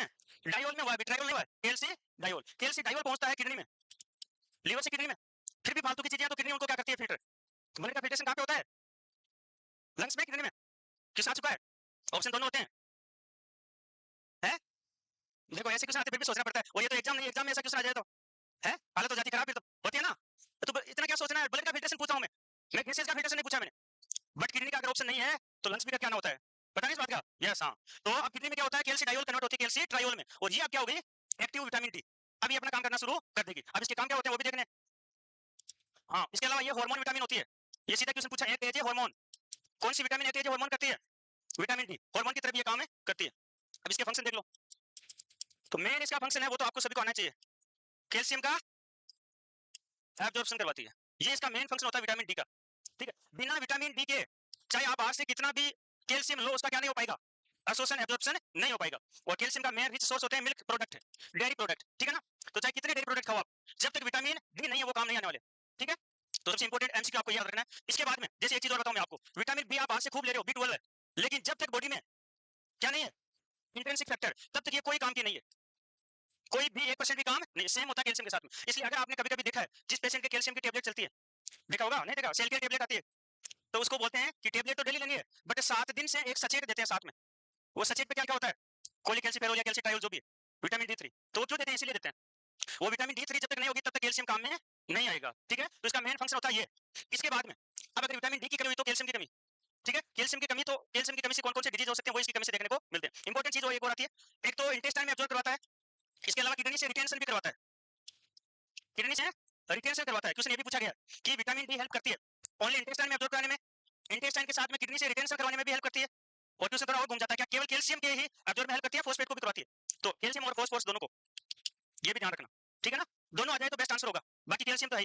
तो किडनी से भी रिटेंशन करवाती है, बाहर एक्सलेट आउट नहीं होने देती, और इंटेस्टाइन से भी एब्जॉर्ब करवाने का काम करती है। तीसरा फंक्शन कहां करवाती है, बोन में। बोन में एक सेल पाई जाती है ऑस्टियोब्लास्ट, वैसे 3 सेल पाई जाती है, तीनों इंपॉर्टेंट है, ठीक है ना। बट एक सेल यहाँ पे अपन पढ़ेंगे ऑस्टियोब्लास्ट, ऑस्टियोब्लास्ट। और ऑस्टियोब्लास्ट को क्या बोलते हैं, सीधा एमसीक्यू आता है, बोन फॉर्मिंग, बी आ रहा है ना, बी यानी बनाना, निर्माण करना, फॉर्मेशन करना, सिंथेसिस करना। तो ऑस्टियोब्लास्ट को बोला जाता है bone forming cell, bone forming. दूसरी होती है ऑस्टियोक्लास्ट, क्लास्ट यानी ब्रेक डाउन करना, कैटालाइज करना, तोड़ना, तो उनको बोलते हैं बोन ईटिंग सेल, यस। और फेगोसाइटोसिस का भी काम करती है, मैक्रोफेजेस का भी बोन में काम। नेक्स्ट होती है ऑस्टियोसाइट, जो मैच्योर बोन सेल होती है, ठीक है। तो ये जो सेल होती है इनको एक्टिवेट करने का काम करती है। अगर ये सेल एक्टिवेट होगी तो क्या होगा, जो भी फॉस्फोरस और कैल्शियम है वो कहां पहुंचेगा, बोन में। मेन तो जगह कहां पे कैल्शियम को जाने की, बोन ही तो है, ठीक है। तो ये बोन में पहुंचेगा, तो ये भी इसका फंक्शन होता है विटामिन डी का, यानी इसको एक्टिवेट करती है, किडनी से रिटेंशन करवाती है, इंटेस्टाइन में अब्सॉर्प्शन करवाती है, तीनों काम होते हैं, ठीक है। तो ऑप्शन क्वेश्चन आता है, यहां से पूछा गया। तो ये तो हो गया मेन काम। इसके अलावा स्टेरॉइड हार्मोन फॉर्मेशन वगैरह में उनमें तो काम होता है, ठीक है। मेन काम इसका यही होता है। और इसके बाद में तो आरडीए देख लेते हैं इसका। तो आरडीए इन्फेंट में 400 इंटरनेशनल यूनिट होती है, ठीक है। इसके अलावा अडल्ट में, अडल्ट को कम चाहिए होती है, ठीक है। अडल्ट को क्योंकि हड्डियां पहले बन जाती है, बाद में कोई ज्यादा काम है नहीं, तो अडल्ट को फिर कितना चाहिए, 200 इंटरनेशनल यूनिट। और लैक्टेशन और प्रेगनेंसी में अगेन 400 इंटरनेशनल, ये इसका आरडीए होता है, किसका, विटामिन डी। अब मैंने यहाँ पे इंटरनेशनल यूनिट लिखा, वहां माइक्रोग्राम लिखा था, पता नहीं इस बात का, यानी 1 माइक्रोग्राम इक्वल टू कितनी, 40 इंटरनेशनल यूनिट, पता नहीं तो सबको। 1 माइक्रोग्राम में 40 इंटरनेशनल यूनिट होती है, ठीक है। तो पता चले ऑप्शन में माइक्रोग्राम आ रहा है तो घबराना नहीं, कन्वर्ट तो कर सकते हैं ना, ठीक है।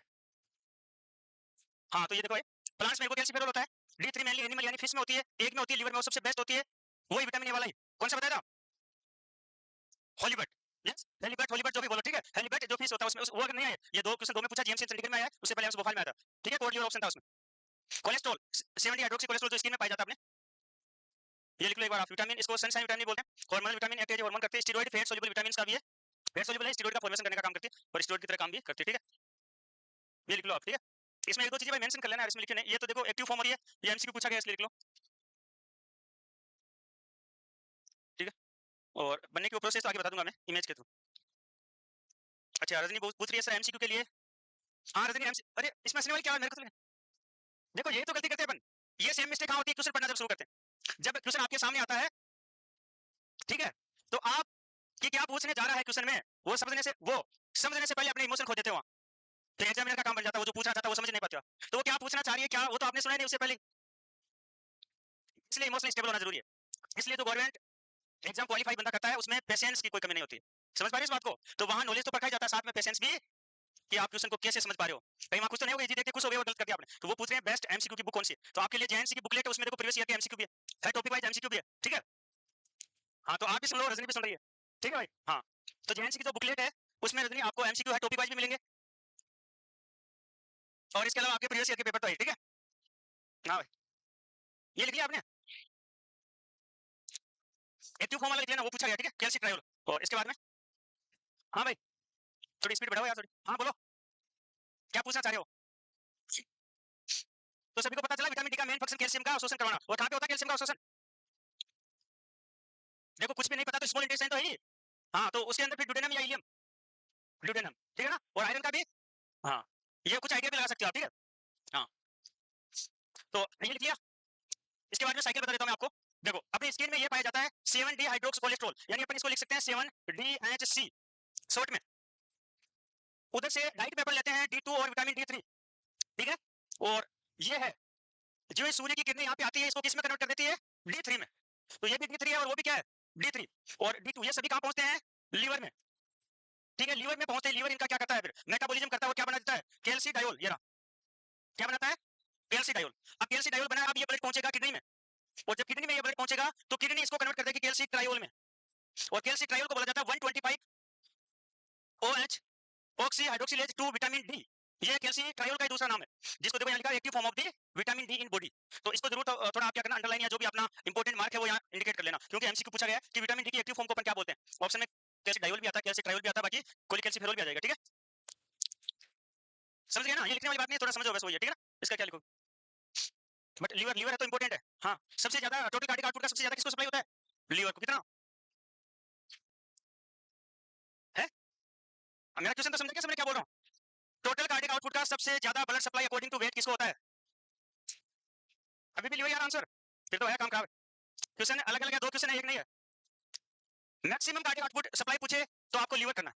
मैक्सिमम कार्डिक आउटपुट या सप्लाई अकॉर्डिंग टू वेट पूछे, किडनी करना है। अरे लीवर होता है 1500 ग्राम का, 1.5 किलो का। किडनी होती है बेचारी 150 ग्राम की, इसको 30 से 35% होता है, इसको अकेले को 25% होता है। तो टोटल पूछे तो इसको ज्यादा होगा, सीधी सी बात है। बट अकॉर्डिंग टू वेट पूछे तो ये 1500 ग्राम का, फिर भी इतना ही जा रहा है। निकालो कितना 100 में से। ठीक है, ये मात्र 150 ग्राम की किडनी है, फिर भी इसको कितना जा रहा है? 25। यस, तो दोनों क्वेश्चन आते हैं। अकॉर्डिंग टू वेट पूछे तो किडनी करना है, टोटल या मैक्सिमम डायरेक्ट पूछे तो क्या करना है? लीवर करना है। और अमिताभ बच्चन का कौन सा शो होता है?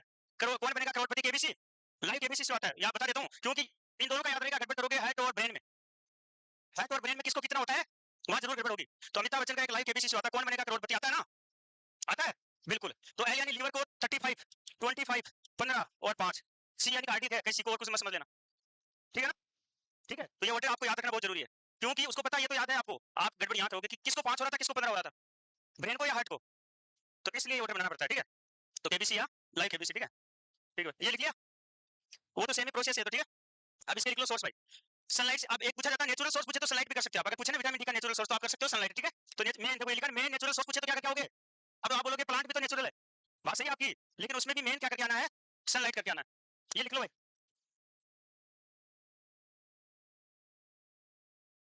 mg पर 100 ग्राम में देखा है। ठीक है ना, आगे ना 1 microgram equal to 40 international unit. ठीक है, ये भी थोड़ा याद रखना। देखो उन्होंने निकाल भी दिया 1500 ml 1400 ml। ठीक है, टोटल कार्डिक आउटपुट का अप्रोक्सीमेट।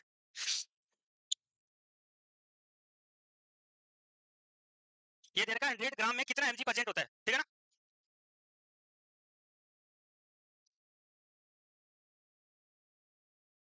तो विटामिन डी के तो बस ये क्वेश्चन, इसके अलावा इंपॉर्टेंट आ जाएगा अपने इसके डिफिशियंसी से क्या क्या छोटे होते हैं, वो सबसे इंपॉर्टेंट होगा। ठीक है, क्योंकि उसमें रिकेट्स होते हैं, रिकेट्स के फिर साइन सिम्टम पढ़ेंगे तो वहां से जरूर क्वेश्चन पूछा जाता है। ठीक है,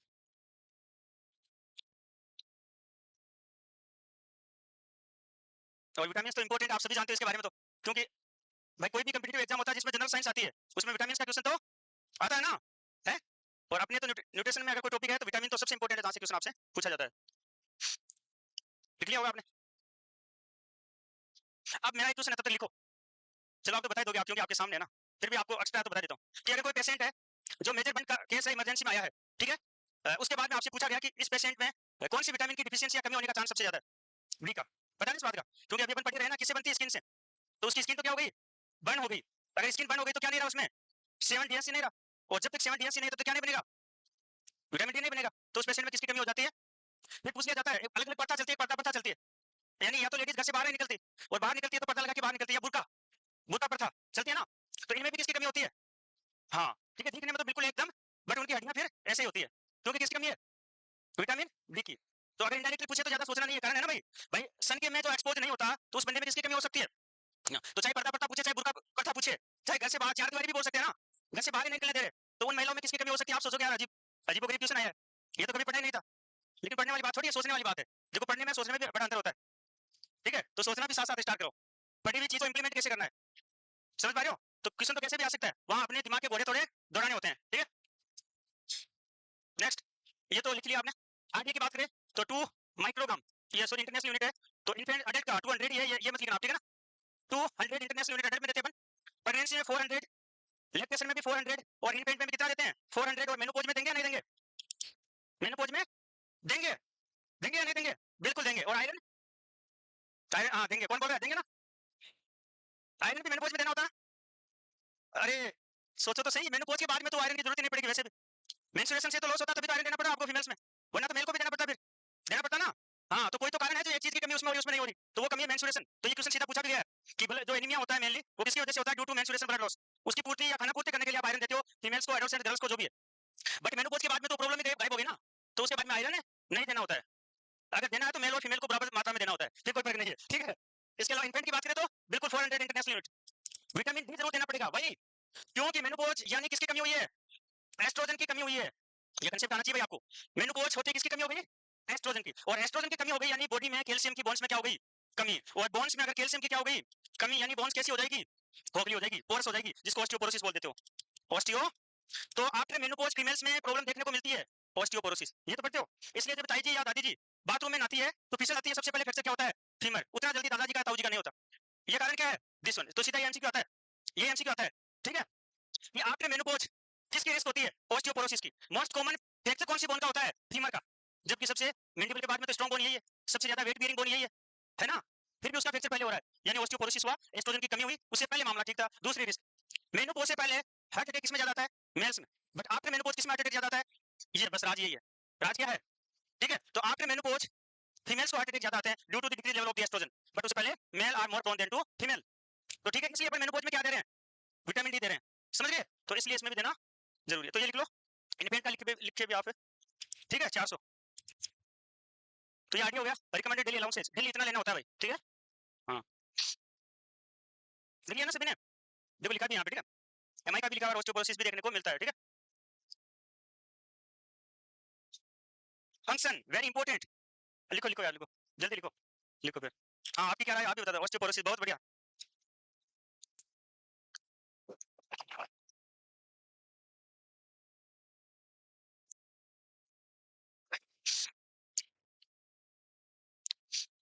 अब देखो चीजें वही है, चाहे एस्ट्रोजन आप कहीं पढ़ो, एमएसएन में पढ़ो, चाहे ओबीजी में पढ़ो, इसके अलावा कहाँ पढ़ ले तो एस्ट्रोजन का रोल ज्यादा है। ठीक है, तो चीजें आपस में कनेक्ट करोगे ना, इंटरेक्ट करोगे, तो लगभग चीजें आपके क्लियर होती जाएगी। तो फिर रट्टा मारने की उतनी जरूरत क्या पड़ती है? कम पड़ती है। ठीक है भाई? हाँ, फंक्शन की बात करें तो मेन इसका फंक्शन होता है कैल्शियम बैलेंस का और फॉस्फेट बैलेंस का। तो promote intestinal absorption of calcium and phosphorus. Vitamin D stimulate mineralisation of the bone and teeth. ये अपन क्या कह सकते हैं, किसको स्टिमुलेट करती है? ऑस्टियोब्लास्ट को, जिसको लिख लेना भाई ब्रैकेट में, इंपॉर्टेंट है, एमएस राइटर ने पूछा यहां से डायरेक्ट।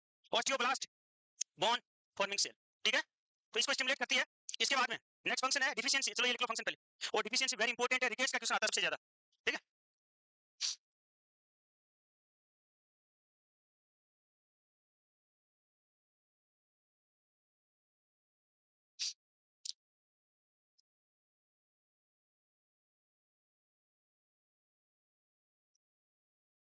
और आपको अगर विटामिन डी ज्यादा लेगा, हाइपर विटामिनोसिस हो जाएगा, तो क्या हो सकता है? कैल्शियम का लेवल बढ़ेगा।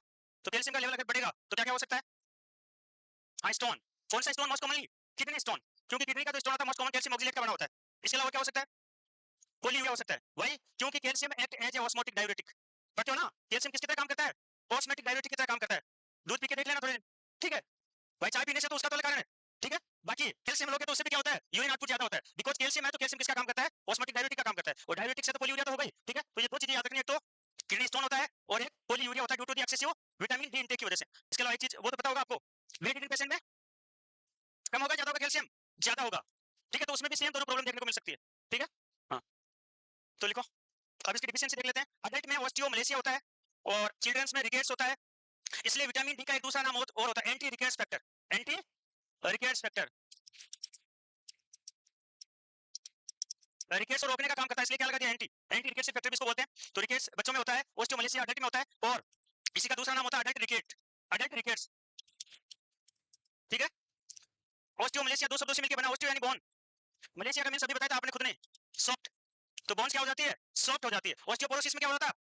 पोरस हो रहे थे, होल हो रहे थे, ठीक है? ये दोनों में डिफरेंस है। तो यहाँ बोन्स सॉफ्ट हो जाती है, इसलिए बार बार पेशेंट में फ्रैक्चर होता है, इसलिए इसको बोल सकते हैं फ्रीक्वेंट फ्रैक्चर। यस। और जब एक्सरे करते हैं, स्पेशली रिकेट्स में बच्चों में जब एक्सरे करते हैं, तो उसमें एक व्हाइट नॉर्मल फ्रैक्चर का पता कैसे चलता है? एक्सरे में व्हाइट होता है, जहाँ पे फ्रैक्चर होता है ना, वो एरिया क्या दिखाई देता है? व्हाइट। देखते हैं ना, एक्सरे में देखा होगा, पहले भी बात बता चुका हूं साइड में, बताया था ना? हाँ, क्वेश्चन रहता है ना अपने मॉडल पेपर में, क्वेश्चन होगा कोई, ठीक है? हाँ, तो व्हाइट लाइन दिखाई देती है, बट यहाँ पे फ्रैक्चर नहीं होता, फिर भी व्हाइट लाइन दिखाई देती है, इसलिए उसको बोलते हैं milkman line, pseudo fracture, frequent fracture. किसमें? रिकेट्स में। तो रिकेट्स में during growth human bone is made and maintained by interaction of the calcium phosphate and vitamin D. भाई विटामिन डी होगी तभी तो कैल्शियम और फॉस्फेट होंगे ना। Reduce calcification of growing bone lead to deformed bone, craniotabes, और this one is the first sign of the rickets. लिख लेना भाई, क्रेनियोटैप्स। क्रेनियोटैप्स यानी जो बोन होती है, स्पेशली स्कल की बोन होती है, वो क्या हो जाती है? सॉफ्ट हो जाती है, उसको बोलते हैं क्रेनियोटैप्स, ठीक है ना? Softness of the skull bone, उसको क्रेनियोटैप बोलते हैं, और this one is the first sign of rickets. इसके अलावा फ्रंटल पेराइटल बोसिंग, यानी बोसिंग यानी एक्सेसिव प्रोमिनेंट हो जाना फोरहेड का, ठीक है, सिंपल भाषा में क्या बोल सकते हैं, जो अपना फोरहेड है बच्चे का वो एक्सेसिव प्रोमिनेंट हो जाता है, बाहर दिखाई देता है ऐसे लटका हुआ सा, तो उसको क्या बोलते हैं, बोसिंग। ठीक है, तो अपन इसको लिखा हुआ ना unusual prominent of the forehead, तो ये भी साइन होता है किसका, रिकेट्स का। पिजन चेस्ट, पिजन यानी होता है कबूतर, देखा होगा कबूतर तो मिल जाता है नहीं मिलता क्या, नहीं है में आता है ना कभी कभी, हाँ तो पिजन का बेटा जो इशारा भी कर रहा है, चलो तो ठीक है, पिजन चेस्ट यानी यहाँ उसके देखा अगर पिजन के तो बाहर निकला होता है, जो स्टर्नम है वो बच्चे की बाहर की साइड आ जाती है, उसको बोलते हैं pigeon chest, prominence of the sternum, और sternum also called breast bone, पता होना चाहिए, सीधा एमसीक्यू आता है, स्टर्नम का दूसरा नाम क्या है, ब्रेस्ट बोन, ठीक है ना, और किस टाइप की बोन है, फ्लैट बोन है, बिल्कुल हाँ, ठीक है, तो पिजन चेस्ट यानी स्टर्नम बाहर निकल जाती है, उसको बोलते हैं पिजन चेस्ट। और नेक्स्ट इसके अगर अपन बात करें तो हैरिसन ग्रू या हैरिसन सर्कस भी बोल सकते हैं, यानी जो यहाँ पे जो रिप्स होती है, यहाँ नीचे डिप्रेशन हो जाता है, गड्ढा हो जाता है दोनों साइड में, और यूनिलेटरल भी हो सकता है एक साइड में, उसको बोला जाता है हैरिसन ग्रू, और ग्रू यानी होता है खांच, खांच जानते हो ना, गड्ढा एक प्रकार का, उसको बोलते हैं ग्रू और सर्कस, सर्कस और ग्रू। तो यहाँ पे रिप्स का जहाँ एंड होता है वहां पे अंदर की साइड में क्या हो जाता है, गड्ढा पड़ जाता है, उसको बोलते हैं Harrison groove. Identity of chest रफली, ठीक है, देखने पे पता चल जाता है, पेशेंट का जब इंस्पेक्शन किया जाता है फिजिकल इंस्पेक्शन, तो यहाँ पे गड्ढा अंदर की साइड में होता है, दोनों साइड में हो सकता है एक साइड में, लेकिन लगता कैसे कि चेस्ट ऊपर उठा हुआ है, लेकिन चेस्ट ऊपर उठा हुआ नहीं होता, यहाँ पे अंदर की साइड में गड्ढा होता है, उसको बोलते हैं हैरिसन ग्रू और रेचिटिक रोजरी। यार कुछ अच्छा लिख रहे हो क्या, लिखो भाई लिखो, लिखो लिखो लिखो, ठीक है, इसका वो लिख रहे हैं ना, फर्स्ट साइन ऑफ ब्रिकेट्स क्रेनियोटैप्स, ठीक है, कितनी बोन होती है स्कल में, है खोपड़ी, हाँ स्कल खोपड़ी, हाँ क्रेनियोटैप भी सॉफ्ट हो जाती है, softness of the skull bone लिख लो, क्रेनियोटैप्स में क्या हो जाती है, सॉफ्ट ऑफ द स्कल, पहले तो लिखो फर्स्ट साइन होता है, एमसीक्यू तो ये आएगा ना, फर्स्ट साइन ऑफ ब्रिकेट्स, और इसमें बोन्स क्या होती है, क्रेनियम बोन सॉफ्ट हो जाती है, ठीक है,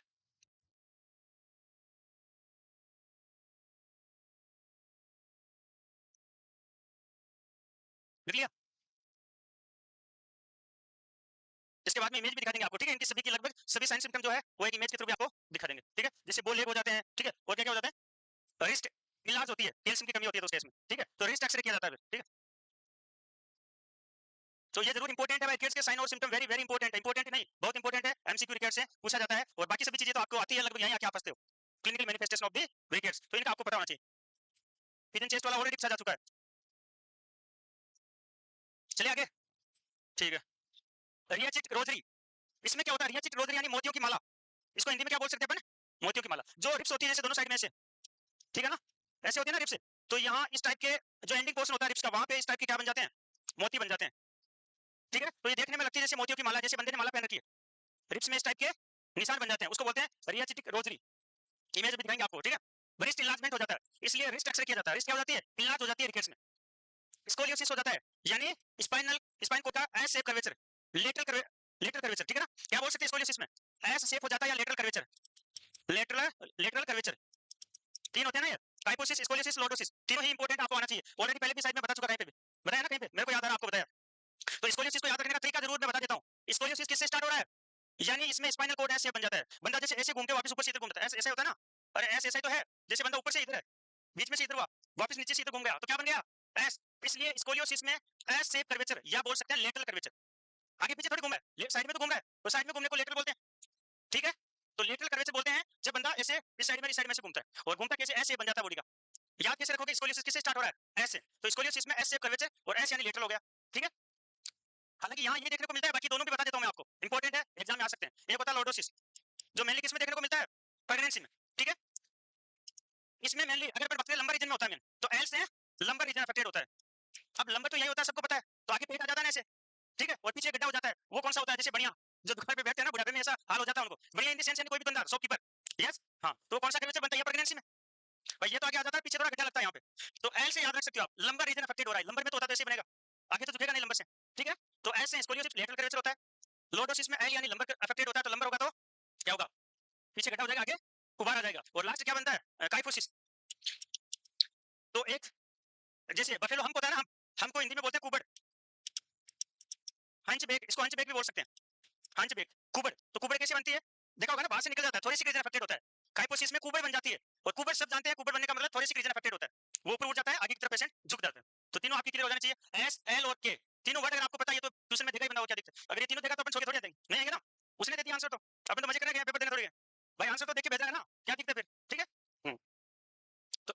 तो इसको इसमें देखने को मिलता है, बोल एक यानी दोनों नी है वो दूर होती है, अपार्ट हो जाती है, यस, यानी नीज आर अपार्ट, दोनों नी बच्चे की पेशेंट की दूर हो जाएगी, तो कैसे स्ट्रक्चर बनेगी आप समझ सकते हो, नी दूर हो जाएगी, उसको बोलते हैं बोल एक, नॉक नी, नॉक यानी दरवाजा नॉक करते हो, खड़खड़ाते हो, और यहाँ नॉक किसका हो रहा है, नी का हो रहा है, पेशेंट की दोनों नी आपस में क्या हो रही है, बार बार दरवाजा खड़काने की तरह खड़का रही है आपस में।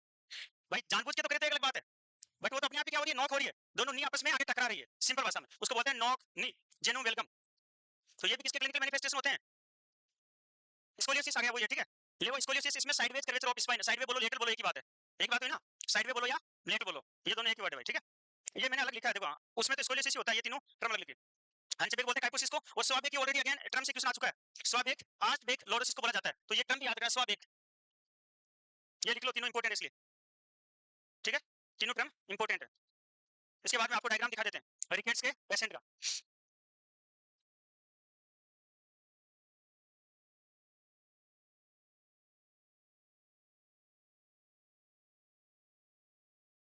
बाकी सब्जेक्ट का तो हो गया होगा ना आपका लगभग सिलेबस, और बकाया है क्या चल रहा है अभी? हाँ अपने स्तर पे भी है ना, ये नहीं कि इंपॉर्टेंट टॉपिक अभी बचा हुआ है, आपकी सिलेबस होगा उसी टाइम देखेंगे, है। तो जो चीज इंपॉर्टेंट है वो पहले आप अपने स्तर पे कवर कर सकते हो, ठीक है, अच्छे से पढ़ सकते हो, कहने का मतलब, ठीक है, वरना बाद में एग्जाम हो जाएगा और सही नहीं क्या बात है, तो इंपॉर्टेंट चीज को छोड़ना मत भाई, कैसे मिले चाहिए आपको, ठीक है। लो नेक्स्ट देखो, अभी विटामिन डी पढ़ने पूरे पढ़ने, लिखो लिखो यार, ये ऑलरेडी पूछा जा चुका बोले का, ठीक है। ये अगर आपने देखा तो किसमें देख रहे हो, जैसे जो डॉग होते हैं, डॉग उसके छोटे बच्चे होते हैं कुत्ते के, तो कभी कभी उनको क्या बना लेते हैं, पालतू बनाते हैं ना, और वो क्या रखते हैं, जमीन में एक गड्ढा खोद के उसमें रखते हैं, वो उनमें ज्यादातर देखने को मिलती है, आपने ऑब्जर्व किया, गौर किया, ठीक है। तो उनमें भी तो बेचारे वो भी तो एनिमल है, उनको भी तो विटामिन डी चाहिए है, नहीं चाहिए क्या, उनको भी तो कैल्शियम चाहिए, उनकी भी तो हड्डियां मजबूत होनी चाहिए, तो उसमें ऐसी कंप्लेन देखने को मिलती है अगर आपने देखा है, ठीक है, जबकि बाहर जो घूम रहे हैं उनमें नहीं होती, तो कंसेप्ट तो अपना लग ही रहा है ना वहाँ, और क्या कारण होगा, वही होगा, सनलाइट उनको मिलती है नहीं, विटामिन डी मिलती है नहीं, दूध वो डेली पिला रहे हैं, अरे भाई विटामिन डी के बिना वो दूध किस काम का, यस, जबकि जो बाहर घूम रहे हैं उनको दूध भी केवल उनकी माँ का ही मिलता है, भाई भाई बाकी तो कौन पिलाएगा जो बाहर घूम रहे हैं, लेकिन फिर भी उनकी हड्डियां ऐसे नहीं होती, ठीक है, तो हर चीजें यही है, बस अपने को तो केच करने की जरूरत है, कोई भी चीज नहीं लगती मेरे को, तो नहीं लगती ना भाई, बस और क्या फिर, ये तो समझना रखना कौन सा है। हाँ अब देखो भाई, देखो सब कुछ जो पढ़ा था वो यहाँ दिख रहा है, रिकेट्स अगेन रिपीट कर रहा हूँ इंपॉर्टेंट है, ये जो फोंटालिन्स है ये क्लोज भी डिले होते हैं, और क्लोजर की बात आ गई तो बाकी पूरा डिस्कशन आप पीडीएफ में पढ़ लेते हो, बट दो इंपॉर्टेंट चीजें मैं थोड़ा रिपीट कर देता हूँ, कि एक तो एंटीरियर जो फोंटालिन है इसका क्लोज होना आपको पता होना चाहिए, ये अपने न्यूट्रिशन से भी जुड़ा हुआ इसलिए बता रहा हूँ, क्योंकि डिहाइड्रेशन का क्वेश्चन आएगा ना, ठीक है, तो ऑप्शन में यही आएगा, और ये आएगा तो डिहाइड्रेशन तो अपने न्यूट्रिशन में आता है, ठीक है, तो एंटीरियर फोंटालिन क्लोज हो जाता है 18 महीने पे, पोस्टीरियर फोंटालिन क्लोज होता है कितने 1.5 मंथ या 6 वीक, यस, हाँ, और ऐसी भी आया था ना अभी, आया था क्वेश्चन, ठीक है, तो अगर बच्चे के रिकेट्स है तो ये डिले क्लोजर हो सकते हैं, और डिहाइड्रेशन का क्वेश्चन आएगा तो ध्यान करना, इन्फेंट दे या 18 महीने तक उम्र दे तो ठीक है, आप कर सकते हो difference fontanelle in the dehydration, but उसके बाद में 3 साल का बच्चा देखे अगर आपसे पूछे ऑप्शन में तो आएगा, तो मत करके आ जाना, ठीक है। फ्रंटल वॉशिंग, ये जो फ्रंटल या फोरहेड है ये बाहर की तरह प्रोमिनेंट हो जाता है, जैसा कि यहाँ देख पा रहे हो। इसके अलावा डेंटल हाइपोप्लेजिया, बच्चे के दांत नहीं उगते, नॉर्मल कब उगते हैं, 6 महीने पे तो आता है हमेशा, कौन सा डेसिडोट या मिल्क टीथ 6 महीने पे आ जाता है, ठीक है, और 6 साल पे आता है परमानेंट टीथ, 6 से 6 याद रखना हमेशा, और पहला दांत कौन सा होता है, लोअर सेंट्रल इंसाइजर, और ये पहला कौन सा होता है, मोलर, सही है ना, तो इसमें हाइपोप्लेजिया हो जाता है, कैल्शियम जरूरी है ना भाई दांतों के लिए भी, है ना, ठीक है। नेक्स्ट है पेक्टस कैर्निटम, और यही वो अपना पिजन चेस्ट है, कबूतर का चेस्ट, पेक्टस क्या हो गया, क्या हो गया, अच्छा पिजन आगे, हाँ देख लो भाई सभी, देखो अपने तो यहाँ पे स्टेनम थोड़ी अंदर की साइड है, उसके स्टेनम थोड़ी बाहर निकली हुई है, बस यही होता है पिजन चेस्ट, ठीक है ना, तो जरूरी नहीं आपको पिजन चेस्ट मिले, ऑप्शन में ये भी मिल सकता है, पेक्टस कार्निटम, पेक्टस कार्निटम यानी स्टेनम बोन बाहर की तरफ निकली हुई होती है, ठीक है, उसको पेक्टस कार्निटम या पिजन चेस्ट बोला जाता है। Swelling in the wrist and ankle अभी बताया था, इनलार्जमेंट ऑफ द रिस्ट, याद कैसे रखोगे, मैं बोल रहा हूँ बच्चे में अगर कैल्शियम की कमी लगती है तो क्या करते हैं, रिस्ट एक्सरे, चेस्ट एक्सरे सुना होगा, एब्डोमिनल एक्सरे होता है, केयूबी एक्सरे होता है, बट क्या होता है रिस्ट एक्सरे, वो किस केस में होता है, इस केस में, ठीक है। वाइड फ्यूचर, फ्यूचर लाइन क्या हो जाती है, वाइड हो जाती है, क्रेनियो टेप्स यानी बोन सॉफ्ट हो जाती है, ठीक है, ये मोतियों की माला, ये रही, ठीक है, जैसे माला पहन रखी है बंदे ने, उसको क्या बोलते हैं, रियाचिटिक रोजरी, इसका हिंदी अर्थ क्या होता है, मोतियों की माला की तरह दिखाई देता है, और ये एक सर्कस बनती है, ग्रू बनती है, जिसको हैरिसन सर्कस या हैरिसन ग्रू बोला जाता है। ये हो गए बो लेग, यानी अपार्ट, दोनों नीचे क्या हो जाती है, अपार्ट हो जाती है, और ये क्या हो गया, वो नहीं दिया क्या, नॉक नी, उसका है नहीं इमेज एक ही है, ठीक है भाई, उसकी दूसरी इमेज होती है ना, ये तो पॉसिबल नहीं है फिर, तो उसमें दोनों पास में आ जाती है नीज, उसको बोलते हैं नॉक नी, तो ये मेनली क्लिनिकल मैनिफेस्टेशन होते हैं, इंपॉर्टेंट है ये कुछ, बाकी तो वही पुराने वर्ड एक दो नए हो सकते हैं, जैसे पेक्टम कार्निटम आप थोड़ा ध्यान में रखना, बाकी क्रेनियो टिप्स का मींस क्या होता है और रियाचिटिक रोजरी क्या होता है, ये नया वर्ड हो सकता है आपके लिए, ठीक है, तो मोतियों की माला होती है, ठीक है, इमेज दिखाई दी आपको मैंने, तो आसानी से याद आपको रह जाएगा, ठीक है। चलो ये क्वेश्चन क्या था वो बता देता हूं मैं आपको, अधिक में इसकी कमी से होता है ऑस्टियो मलेशिया, यस, यानी softening of the bone, image देख लेना भाई, इसको अडल्ट रिकेट्स के नाम से भी जाना जाता है, अफेक्ट मेनली फ्लैट बोन, ज्यादातर कौन सी बोन अफेक्टेड होती है, अगेन इंपॉर्टेंट क्वेश्चन, ठीक है, तो ऑस्टियो मलेशिया में फ्लैट बोन अफेक्टेड होती है, ऑस्टियोपोरोसिस में लॉन्ग बोन अफेक्टेड होती है, femur, yes, diaphysis of the long bone भी अफेक्टेड हो सकती है, और साइन सिम्टम में बोन पेन होगा, पेन तो होगा ही, अगर वहां पे सॉफ्टनेस बार बार वेरिंग होगा, पेशेंट के वेट होगा तो साइन हड्डियां नहीं कर पाएगी, मसल वीकनेस हो जाएगा। मिल्क मैन फ्रैक्चर लाइन भी बोला जाता है। एक्सरे में एक व्हाइट कलर की लाइन दिखाई देती है जिसको बोलते हैं मिल्क मैन फ्रैक्चर लाइन, और इसका और क्या नाम होता है, losers zone, milk man line या स्यूडो फ्रैक्चर के नाम से भी जाना जाता है, तीनों नाम होते हैं इसके। तो ये राइट डाउन कर लो, क्वेश्चन भी लिख लेना आप, ठीक है, क्योंकि इमेज बेस्ड क्वेश्चन भी आते हैं, और ये तो आपके मॉडल पेपर में दिया था, क्वेश्चन मैंने दिया था ना, हाँ, तो आप तो सबका सही हुआ, ठीक है। तो ये नाम लिख लेना आप, losers zone, milk man line और स्यूडो फ्रैक्चर, तो ये भी देखने को मिलते हैं मेनली ऑस्टियो मलेशिया में।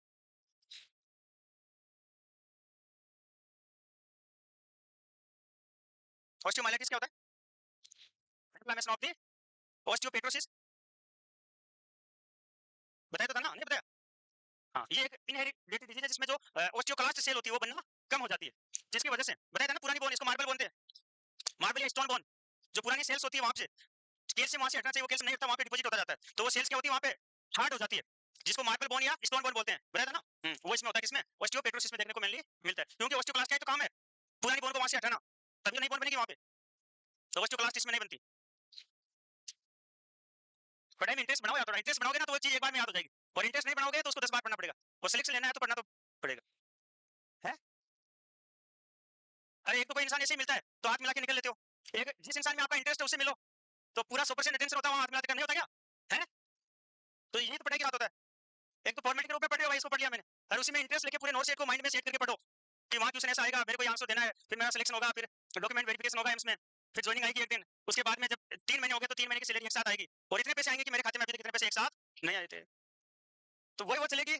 लेकिन पढ़ाई तो करते हो 5 मिनट 15 मिनट और बातें चलती है दिमाग में, तो फिर भाई मामला बैठता नहीं है, ठीक है ना, क्योंकि दिमाग तो फिक्स है, मेमोरी तो उतनी है ना, है, गलत तो नहीं बोल रहा, हाँ, तो फिर ठीक है।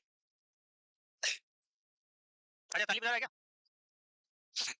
कुछ अलग से पूछना है, पूछ लेना, लास्ट में लिख लो, ठीक है, हाँ भाई, क्योंकि अभी विटामिन काफी सारे पढ़ने पूरे भी करने, ठीक है, मैं समझ सकता हूँ कौन क्या पूछ सकता है, यस, हाँ, तो उसके हिसाब से फिर आपको, तो देखो भाई, अदर प्रॉब्लम्स में डिले डेंटिशन, यानी अभी पढ़ा था अपने बच्चे के दांत वो डिले इरेप्ट हो सकते हैं, इनेमल हाइपोप्लेजिया हो सकता है, डेंटल कैरीज भी हो सकती है, इसके अलावा excessive vitamin D very important, दो चीजें आपको बताई थी मैंने, ठीक है ना, एक्सेसिव विटामिन डी लेने की वजह से एक तो पोलीयूरिया होगा और एक क्या देखने को मिलेगा, स्टोन, तो हाइपरकैल्सीमिया तो हो जाएगा, और अगर हाइपरकैल्सीमिया होगा तो किडनी स्टोन, और एक क्वेश्चन पूछा जाता है कि मोस्ट कॉमन किडनी स्टोन किसके बने होते हैं, और गॉलब्लैडर के स्टोन कोलेस्ट्रॉल के, क्योंकि बाइल किससे बनता है, पढ़ा था ना अपने, कोलेस्ट्रॉल पढ़ा, बाइल किससे बनता है, कोलेस्ट्रॉल से बनता है, तो क्या रखने वाली समझ बात नहीं है ना, बाइल बाइल बनता है किससे, तो गॉलब्लैडर में तो बाइल ही बना, और क्या बना है, तो वहां अगर पत्थर बनेगा तो किसका बनेगा, है, उसी का बनेगा, ठीक है, तो ज्यादातर जो स्टोन होते हैं गॉलब्लैडर के वो किसके होते हैं, कोलेस्ट्रॉल के होते हैं, बाइल का पट्टू से पूछे तो भी क्या कोलेस्ट्रॉल, तो अपने आप ही क्या हो गया, मामला सेट हो गया, ठीक है। तो किडनी स्टोन, नोजिया वोमिटिंग हो सकती है, वीकनेस हो सकती है, फ्रीक्वेंट यूरिनेशन हो सकता है, ठीक है, यानी पॉलीयूरिया बता रहा था मैं, ये किसकी वजह से होता है, calcium act as a osmotic diuretic, ठीक है, ऑस्मोटिक डाययूरेटिक की तरह काम करता है, कोई एग्जांपल बताएगा ऑस्मोटिक डाययूरेटिक का, मैनिटोल, जो ड्रग ऑफ होती है, इंक्रीज आईसीपी की, यस, 20% या 40%, 20%, बहुत बढ़िया, ठीक है, calcium act as osmotic diuretic, इसीलिए क्या होता है, पेशेंट के पोल्यूरिया होता है, भाई बन रहा है ना रेशनल की, या पोल्यूरिया क्यों हो सकता है, तो इसकी वजह से होता है, act as a osmotic diuretic, लिख लो, कैल्शियम का नॉर्मल लेवल से आगे बढ़ेंगे, फिर भी मैं बता देता हूं 8.5 टू 10.5 mg पर डेसीलीटर, ये नॉर्मल लेवल होता है, तो इससे अगर ज्यादा हो जाता है किस केस में, अगर विटामिन डी ज्यादा होती है, अगर इससे कम हो जाता है किस केस में, अगर विटामिन डी कम होती है, ठीक है, लिख लिया भाई, चलो नेक्स्ट, हाँ लिखो लिखो लिखो लिख लो भाई, लिख लो, क्या, अच्छा, ठीक है ठीक है, देखो इसे, चलो वो तो आपने वहां देख लिया होगा ना स्क्रीन, इसके बाद में विटामिन ई के बारे में जिक्र करेंगे, विटामिन ई भी इंपॉर्टेंट है, बट विटामिन ए और डी उससे भी ज्यादा इंपॉर्टेंट, ठीक है ना, उसके बाद में विटामिन बी और सी वो भी इंपॉर्टेंट रहेगी, और विटामिन के भी इंपॉर्टेंट है, तो नोट सेट से पहले तो आपका ये न्यूट्रिशन तो कंप्लीट लगभग करा देंगे, ठीक है, इसके बाद में और क्या चीजें चाहिए अपने, बीएमआई वगैरह नहीं हुआ ना अभी, नहीं हुआ, हाँ, पीएम की प्रोटीन एनर्जी मालिक्यूल्स नहीं हुआ, क्या नहीं हुआ, हो गया ना पीएम क्लासिफिकेशन तो हो गया था ना, हाँ, तो एक तो विटामिन बची है, एक बीएमआई जरूर है, और बीएमआर भी पढ़ना है, ठीक है, बीएमआई बीएमआर और मिनरल बचे अपने थोड़े, ठीक है, वो इंपॉर्टेंट वहां से आता है, ठीक है भाई, विटामिन ई को अपन बोलते हैं टोकोफेरोल, इसके अलावा इसका दूसरा नाम क्या होता है, ब्यूटी विटामिन, आपकी स्किन की, आपके चेहरे का जो ग्लो होता है, जो चमक होता है, वो किसकी वजह से होता है, विटामिन ई की, यानी इसको ब्यूटी विटामिन बोला जाता है, इसको एंटी स्टेरिलिटी विटामिन भी बोलते हैं, एंटी स्टेरिलिटी विटामिन भी इसको बोला जाता है, ये हिमोलाइसिस को प्रिवेंट करने का काम भी करती है, आरबीसी के ब्रेकडाउन को रोकने का काम कौन करती है, विटामिन ई करती है, यानी प्रिवेंट हिमोलाइसिस, इसके अलावा एक्सेसिव क्लोट फॉर्मेशन को भी रोकती है ब्लड में, एक्सेसिव क्लोट फॉर्मेशन को भी ब्लड में ये रोकने का काम करती है, ठीक है, इसके अलावा स्किन इंटीग्रिटी को मेंटेन करती है, इसलिए अपन इसको ब्यूटी विटामिन बोलते हैं, इसके अलावा very important anti ageing factor, किसको बोलते हैं? इसी को बोलते हैं। ये बूढ़ा नहीं होने देती इंसान को, एंटी एजिंग फैक्टर। तो अगर आपसे पूछे एंटी एजिंग फैक्टर तो vitamin E, beauty vitamin, vitamin E, anti sterility vitamin, vitamin E, ठीक है। और हिमोलाइसिस को रोकने का काम करती है, आरबीसी का ब्रेकडाउन भी नहीं होने देती, और क्लोट फॉर्मेशन को रोकती है, जबकि विटामिन के बढ़ाती है, ठीक है। तो ये कुछ इसके नाम होते हैं, और कोई नाम याद है आप भी बोल सकते हो इसके बारे में, ठीक है। इसके बाद में अगर बात करें, हाँ क्या कुछ अभी करना नहीं बता, टोको का मीन्स होता है चाइल्ड बर्थ। चाइल्ड बर्थ यानी प्रेग्नेंट होगी तभी तो बच्चे को जन्म देगी, तो दो वर्ष मिलकर बना टोको और फेरोल, ठीक है। तो टोको का मीन चाइल्ड बर्थ, और बियर, बियर यानी वैसे होता है एक प्रकार का, उसको अपन कह सकते हैं जैसे प्रेगनेंसी का मीन ये तो चाइल्ड बियरिंग वुमन बोल सकते हैं ना, यस चाइल्ड बियरिंग वुमन यानी प्रेग्नेंट होती है, तो इसकी उसमें हेल्प कौन करती है? विटामिन ई, इसलिए इसका नाम क्या पड़ा है? Child bearing vitamin. समझ गए बात? यानी इनफर्टिलिटी में योगदान है इसका, समझ गए? यस, यानी कह सकते हैं प्रेग्नेंट होने में रोल होता है विटामिन ई का, इसलिए इसका नाम चाइल्ड बियरिंग विटामिन पड़ा है। तो दो अलग वर्डों से इसको डिफाइन किया, चाइल्ड बर्थ और चाइल्ड बियरिंग वुमन, उसके लिए इसका यूज होता है, ठीक है। तो कुल मिला के इनका अर्थ यही हुआ कि एंटी स्टेरिलिटी विटामिन हुई, ये रिप्रोडक्शन में हेल्प करती है। इसे और क्या भाषा में समझाऊं, सही है ना? हाँ, ये चीज तो गौर करिए मैंने, काम की चीज तो कोई नहीं पूछता, फालतू की जो चीज दिख रही है जिसका कहीं आसपास लेना देना नहीं होता वो पहले पूछ लेते हो। इससे क्या पता चलता है आपका कि आप इंपॉर्टेंट और जो इंपॉर्टेंट नहीं है उन चीजों को सेक्रीफाई कर पाते हो या नहीं। यस, इंसान आराम से समझ जाता है इन बातों का, ठीक है। ये कभी जिंदगी में क्वेश्चन नहीं आएगा कि इसका मींस क्या होता है। हाँ अच्छा, बहुत बात, तो क्यूरियोसिटी है इनकी, क्यूरियोसिटी होती है ना, जानने की इच्छा, जिज्ञासा। यस, बहुत, तो आप आगे समझ में, ठीक है, ठीक है। तो एंटी एजिंग बोलते हैं इसको, ठीक है। और एंटीऑक्सीडेंट भी होती है, बता दिया ऊपर, ऐसे याद रखना, ठीक है। ये तीनों कौन सी होती है? एंटीऑक्सीडेंट होती है, ये कई बार क्वेश्चन आता है। एंटीऑक्सीडेंट होती है, एंटी स्टेरिलिटी होती है, ब्यूटी विटामिन होती है, और ठीक है ये लिख लो एक बार। इसके बाद में से फ्लावर, सनफ्लावर, ये सबसे बेस्ट सोर्स होते हैं विटामिन ई के, ठीक है। बाकी एलोवेरा वगैरह तो लगाते ही हो, बाबा रामदेव जो बताते हैं वो स्किन पे, वो इसीलिए लगाते हो, ठीक है। बाबा रामदेव को पता है कि विटामिन ई है उसमें, तो वो डायरेक्ट ये तो नहीं बताते भाई विटामिन ई इसलिए लगाओ, तो उनको कौन पूछेगा, सही है ना। तो वो ये बताते हैं कि एलोवेरा लगाने से स्किन चमक, आपकी स्किन में ग्लो आएगा, ठीक है। बट वो क्यों आएगा ये अपने को पता होना चाहिए। तो विटामिन ई होती है उसमें, इसलिए स्किन में क्या आती है?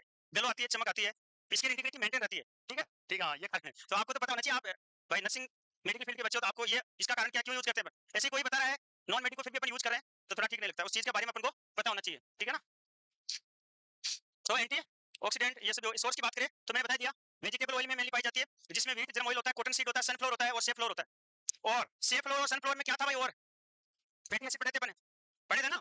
हाँ, तो सबसे ज्यादा सेफ्लोर में, यस, हाँ, इसलिए इसको क्या नाम दिया था वहां पे, कार्डिक टॉनिक, पढ़ा था ना, कार्डिक टॉनिक। एसडीएल इसी में होता है सबसे ज्यादा, और एसडीएल सबसे ज्यादा पेशेंट का उतने उसके लिए अच्छा, बेनिफिशियल, और इसलिए अपन ने इसको नाम दिया था कार्डिक टॉनिक, यस। तो इसमें विटामिन ई भी अच्छी खासी मात्रा में होती है। तो विटामिन ई के एक तो ये नाम आपको जरूर थोड़ा इंपॉर्टेंट है वो याद रखने, अगर नाम याद है तो इसके काम भी आप इसे याद रख सकते हो, ठीक है। नेक्स्ट लिखा, लिखो लिखो यार, थोड़ी स्पीड बढ़ाओ यार, है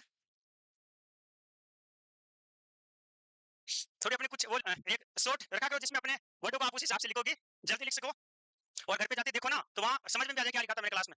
कईयों के साथ में ये होता है, फिर पड़ोसी को पूछना पड़ता है, हाँ भाई क्या, कॉटन सीड ऑयल, हाँ कॉटन सीड से भी तो ऑयल निकलता है, कौन बोलता है नहीं निकलता, निकलता है? हाँ क्या बोल रहे हो? हाँ हाँ, नहीं नहीं ऐसा तो कुछ नहीं है, कहीं पढ़ा क्या आपने? वो देखना, दोबारा दिखाना मेरे को, ठीक है। ये तो स्प्रे में तो उल्टी कंडीशन हो गया, फिर तो ये तो मेल और फीमेल दोनों के लिए बेस्ट होता है विटामिन ई, तो कहीं उसमें यूज करते होंगे, ये पढ़ा होगा आपने, या वो पढ़ा तो बता देख लेना आप, ठीक है।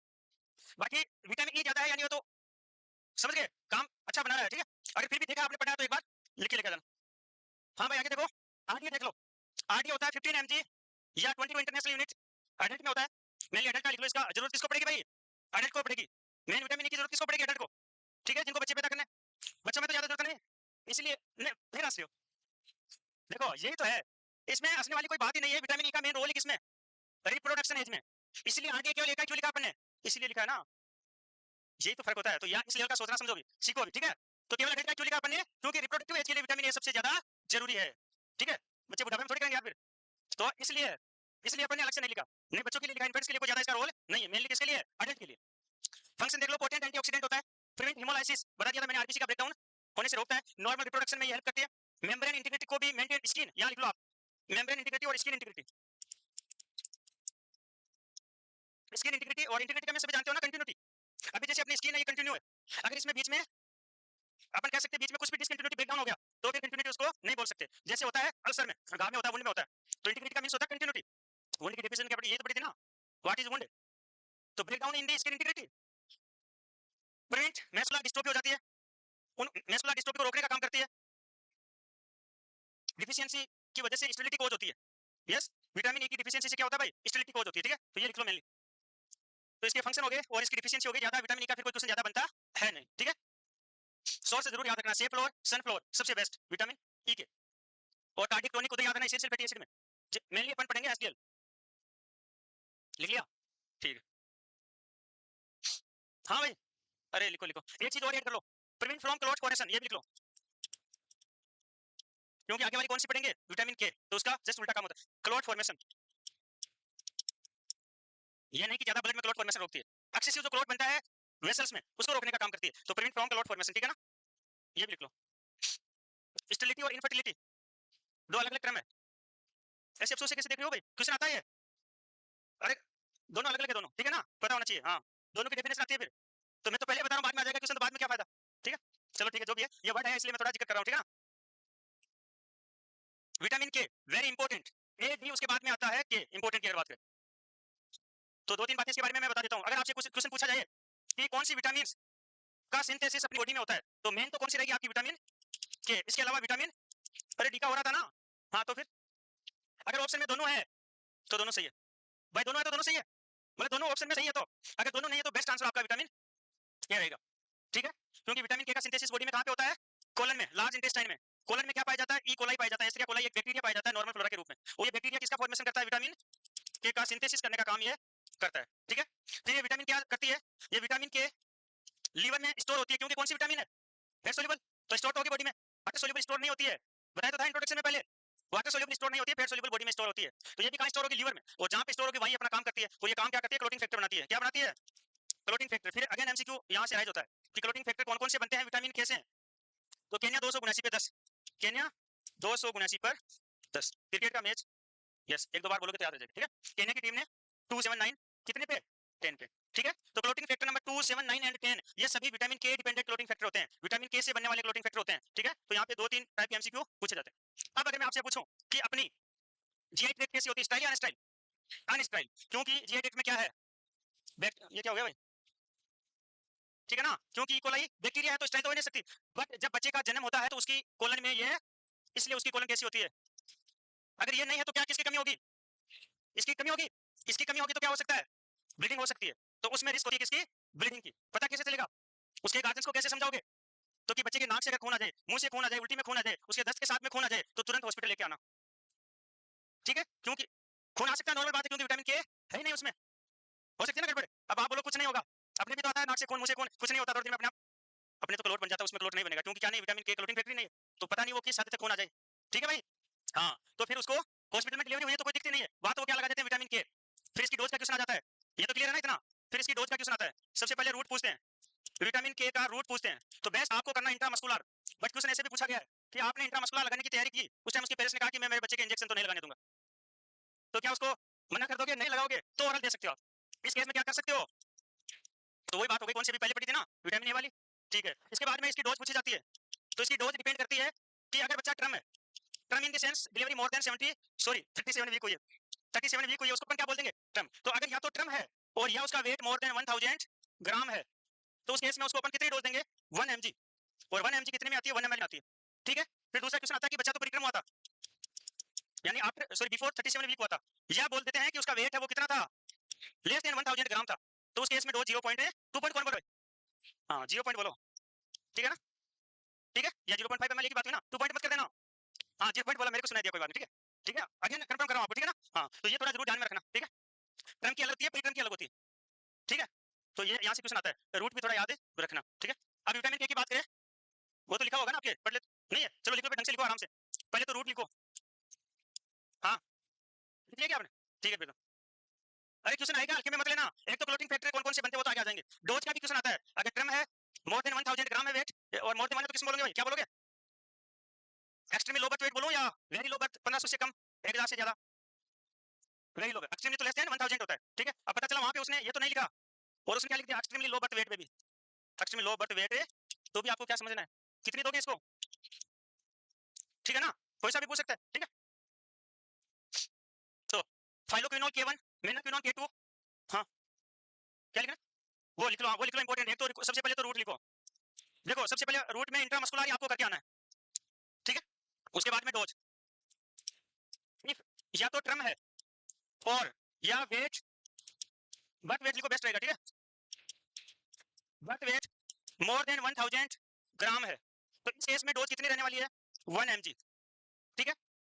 सेकंड, इफ प्री ट्रम है और बट वेट लेस देन 1000 ग्राम, तो इस केस में डोज कितनी रहने वाली है, 0.5 mg, ठीक है ना। अब 1 mg sorry 1 ml contain 1 ml, ये भी लिख लो नोट करके, 1 ml कंटेन 1 mg, क्योंकि जरूरी थोड़ी आपको ml में दे देगा बंदा, हो सकता है ना, तो ये भी आप उससे दो चीजें पूछ सकता है कि कितने ml में कितना mg, ये भी पता होना चाहिए आपको। तो 1 ml में 1 mg आता है विटामिन ए, और विटामिन ए 1 ml में 1 लाख इंटरनेशनल यूनिट आता है, ठीक है। तो दोनों चीजें ये लिख लो, ठीक है भाई, लिख लिया होगा अब तो, ठीक है ना। हाँ, और कब देते हैं, एक बार के बाद में दे सकते हैं, ठीक है। इसको एंटी हेमरेजिक विटामिन के नाम से, एंटी हेमरेजिक फैक्टर के नाम से भी जाना जाता है, essential for production of the prothrombin, या विटामिन के डिपेंडेंट फैक्टर होते हैं 2, 7, 9 एंड 10, और ये अगेन इंपॉर्टेंट एमसीक्यू है, बहुत इंपॉर्टेंट, डायरेक्ट ये पूछा जाता है कि विटामिन के डिपेंडेंट या विटामिन के से बनने वाले कौन कौन से क्लोटिंग फैक्टर होते हैं, 2, 7, 9 एंड 10, ठीक है। इसके अलावा एक क्वेश्चन और आता है, ये किसका एंटीडोट होता है, वारफेरिन ओवरडोज का। तो क्वेश्चन क्या आता है, वारफेरिन कौन कौन से क्लोटिंग फैक्टर को इनहिबिट करता है, तो जो क्लोटिंग फैक्टर विटामिन के से बनते हैं ना, उन्हीं को इनहिबिट करता है। तभी फिर अपन क्या देते हैं, ज्यादा इनहिबिट कर देता है क्योंकि आपने डोज ज्यादा दे दी, तो उस केस में फिर अगेन क्या देते हैं, विटामिन के, क्योंकि उन्हीं क्लोटिंग फैक्टर को अपन को क्या करना है, बनाना है, ठीक है ना। तो सोर्स ऑफ विटामिन के, तो ग्रीन लीफ वेजिटेबल्स में अच्छी खासी मात्रा में पाया जाता है, केबेज यानी गोभी, पत्ता गोभी या फूल गोभी, पत्ता गोभी, और कैलीफ्लावर, फूल गोभी, ठीक है। लिख लो भाई, जिसको नहीं पता सोचो कि ये वर्ड कहां से आ गया, यहाँ इंडिया में तो नहीं होते, अमेरिका से तो कोई, ठीक है, हाँ वो अपने वही वर्ड है, ठीक है। तो केबेज, कैलीफ्लावर, स्पिनच, पालक, इसमें अच्छी खासी मात्रा में होता है, ठीक है। और फोलिक एसिड भी होता है, 100 ग्राम है 100 टू 195 ग्राम इसमें फोलिक एसिड होता है, ये तो बेस्ट सोर्स है किसका, आयरन का, वेजिटेबल्स की बात करें तो, ठीक है। तो स्पिनच, ये लिख लो इसके सोर्स विटामिन के, एंटी हेमरेजिक ये तो लिख लिया आपने, बाकी क्लोटिंग फैक्टर डिपेंडेंट आएंगे, ठीक है, और सोर्स हो गए, ठीक है। बाकी विटामिन के का यही आता है मेनली, ठीक है, ज्यादा और कोई क्वेश्चन आते नहीं, क्लोटिंग फैक्टर का पता होना चाहिए। हाँ, इस किसके, हाँ तो की तो बताइए, 1 mg 1 ml, सॉरी अच्छा हाँ, वो आईएम की बताई मैंने, आईएम की, ठीक है। और सेम डोज वेट के अकॉर्डिंग, बच्चे का बर्थ वेट उसके अकॉर्डिंग वही रहने वाली, ठीक है, डोज में कोई चेंज नहीं होगा उसमें ज्यादा, ठीक है भाई। अच्छा और पूछ रहे हो, सही सही, वो अपने आईएम की लिखी है भाई मेनली, ठीक है ना। उसमें फिर क्या होता है, देखो एक चीज बताऊं आपको मैं, आईएम रूट से कोई ड्रग देते हो उसका प्रिपरेशन अलग आता है, ठीक है। ओरल उसी को नहीं दिया जाता जो आईएम देने वाली है कभी भी, उसकी सिरप लगाएगी, तो उस सिरप में ये लिखा हुआ डोज तो उतनी रहने वाली है, सिरप में ये लिखा हुआ जैसे 10 ml की सिरप है, तो each ML contain how many MG. हाँ भाई, अरे अब इधर देख, तू पूछ तो, छेड़ तो दिया मेरे को, सुन भाई अब जवाब दो, समझ पा रहे मेरी बात। आईएम क्या होता है, 1 ml में कितना एमजी है, 1 mg, ये तो आईएम के लिए बनी है प्रिपरेशन, यस। अगर ओरल देंगे तो उसकी सिरप अलग आती है, उसमें क्या होता है, जैसे 10 ml की सिरप आ रही है, तो उसमें लिखा हुआ ये होता है कि 1 ml contain how many MG, तो डोज अगर सेम उसमें अनुपात रहा तो फिर तो 1 ml ही देनी है आपको, एक भी नहीं देना, हाँ सेम, ठीक है। अगर सेम वही रहा कि 1 mg 1 ml में, तो अगर सिरप भी 1 ml दोगे तो कितनी बनेगी, वो एमजी, ठीक है। बट अगर इसका कंपोजिशन अलग हुआ तो उसके हिसाब से आपको क्या करना पड़ेगी, डोज को चेंज करना पड़ेगा, ठीक है ना, बस ये। इसलिए जो ओरली सिरप से कोई चीज देते हैं उसकी आपको ज्यादातर देखा होगा आपने, डोज नहीं पूछी जाती वैसे, क्योंकि उसके अलग 10 ml की भी आ सकती है, 100 ml की भी सीसी आ सकती है, ठीक है। तो उसको दिया जाता है अकॉर्डिंग टू उसके ऊपर जो मेंशन होता है, यानी 1 ml में कितने एमजी कंटेन है, ठीक है। तो ये सोच लीजिए, इसके बाद अपन आगे देख लो इसका, recommended daily allowances 60 to 70 microgram per day, ये एडल्ट के अकॉर्डिंग बताइए, adult function synthesis of the clotting factor आगे 2, 7, 9 एंड 10, और जिसको याद करने में थोड़ी तकलीफ है अपनी ट्रिक लिख लेना, केन्या 279/10, ठीक है भाई। एक दो बार पढ़ोगे तो याद हो जाएगा, फिर ऐसे लगेगा कि अपन जैसे डेली पढ़ के याद करें वैसे, ठीक है, दोबारा पढ़, और ऐसे रटा मार के याद करोगे, 2 नंबर होता है, फिर 7 नंबर, फिर 9 नंबर, ठीक है, तो थोड़ी परेशानी हो सकती है, कभी भी भूल भी सकते हो सकता है ना, इसलिए बनानी पड़ती है। एंटीडोट किसके लिए यूज करते हैं, वारफेरिन के लिए, और मॉनिटरिंग क्या करेंगे, पीटीआईएनआर, ठीक है। Clotting prevent haemorrhage in newborn में, क्लोटिंग का काम करता है हेमरेज को रोकने का काम करता है, ऐसा बोल सकते हैं। आफ्टर बर्थ न्यूबॉर्न डोज, ये लिखा हुआ है भाई यहाँ पे भी, 1 mg intramuscular for term if weight is more than 1000 gram, और 0.5 mg intramuscular for preterm और वेट लेस देन 1000 ग्राम, ठीक है। और चलो इंपॉर्टेंट चीज है तो मैं थोड़ा यहाँ थोड़ा बता देता हूँ आपको, आपसे गलती होती है, बताऊँ कहाँ पे, वेरी लो बर्थ वेट में भी 2000 से कम होता है या 1500 से कम होता है, ठीक है। बाकी 1000 का सबको पता होता है, 2500 ग्राम का सबको पता है, लेकिन बीच के दो डाटा ऐसे आ जाते हैं और ऑप्शन में भी आता है, और वहां पे आपसे मिस्टेक हो सकती है, तो हमेशा ध्यान रखना 25, फिर क्या लिखूं 15, और फिर बस, ठीक है, क्योंकि ऑप्शन में आएगा 20 यहाँ पे, और इसका सबको पता है कि भाई 2.5 kg से कम है तो लो बर्थ बोलेंगे, इसका भी सबको पता है 1000 से कम है तो एक्सट्रीमली लो बर्थ वेट बोलेंगे, बट मिस्टेक यहाँ हो सकती है कि वेरी लो बर्थ वेट में भी 2000 से कम होता है तब बोलेंगे, या 15 से कम, समझ पा रहे हो? तो ये जरूर थोड़ा आप याद रखना, ठीक है? एग्जामिनर को पहले पता होता है मिस्टेक कहाँ कर सकता है बंदा, पेपर का पैटर्न ऐसा ही होता है ना, तो इस बेसिस पे होता है। क्योंकि देखो सभी अगर मिस्टेक करने, इसमें अगर सभी मिस्टेक करेंगे तो फिर तो सिलेक्शन किसका होगा? तो ऐसी बातें बीच में इसलिए डाली जाती है कि 100 में से 80 बंदे यहाँ गलती कर देते हैं, मात्र 20 बंदे सही करके आते हैं। इसीलिए पेपर का ये पैटर्न रखा जाता है कि कहाँ पे गलती कर सकते हैं वो चीज भी ध्यान में रखनी होती है। भाई पूरे क्वेश्चन ऐसे दे दिए सबको आ रहे हैं तो फिर तो गड़बड़ हो जाएगी ना, सीटें कम पड़ी फिर तो ऐसा भी नहीं बनाया जाता पेपर। या फिर ऐसा बना दिया किसी को नहीं आता है तो भी गड़बड़ दोबारा कराना पड़ेगा, बहुत खर्चा पड़ेगा। तो पेपर इस लेवल का बनाया जाता है कि कुछ क्वेश्चन तो बिल्कुल होते हैं जो सबको आते हैं, कुछ इस टाइप के आते हैं जहां जानबूझ के गलती कर देंगे और नेगेटिव मार्किंग भी होगी। इससे भीड़ को छांटना होता है, सेग्रीगेट करना होता है भीड़ को, तो इसलिए पेपर का ये पैटर्न होता है, ठीक है? तो ये अपने को पहले पता होना चाहिए कहाँ पे गलती हो सकती है। ऐसा क्वेश्चन यहाँ पे दिया जाता है, ऐसी गलती हो सकती है, पढ़ने में गलती हो सकती है, ऑप्शन में गलती हो सकती है, जहां जहां पे गलती हो सकती है हर चीज अपने को क्लियर होना चाहिए, ठीक है? तो फिर गलती होगी नहीं, तो गलती नहीं होगी तो क्या हो जाएगा? सिलेक्शन हो जाएगा, ठीक है? अच्छा, समझ सकता हूँ मैं आपकी बात, ठीक है भाई? इधर बैग को इधर रख रहे हैं, इधर रख रहे हैं, ठीक है? हाँ ये बात, चलो ये देख लेते हैं अपन, एक बात देखिए कितना बचा है। हाँ चलो ये, हाँ ये भी बाद में स्टार्ट करेंगे नेक्स्ट क्लास में, ठीक है? हाँ ये बाद में स्टार्ट, ठीक है भाई? ओके, थैंक यू सभी को, थैंक यू।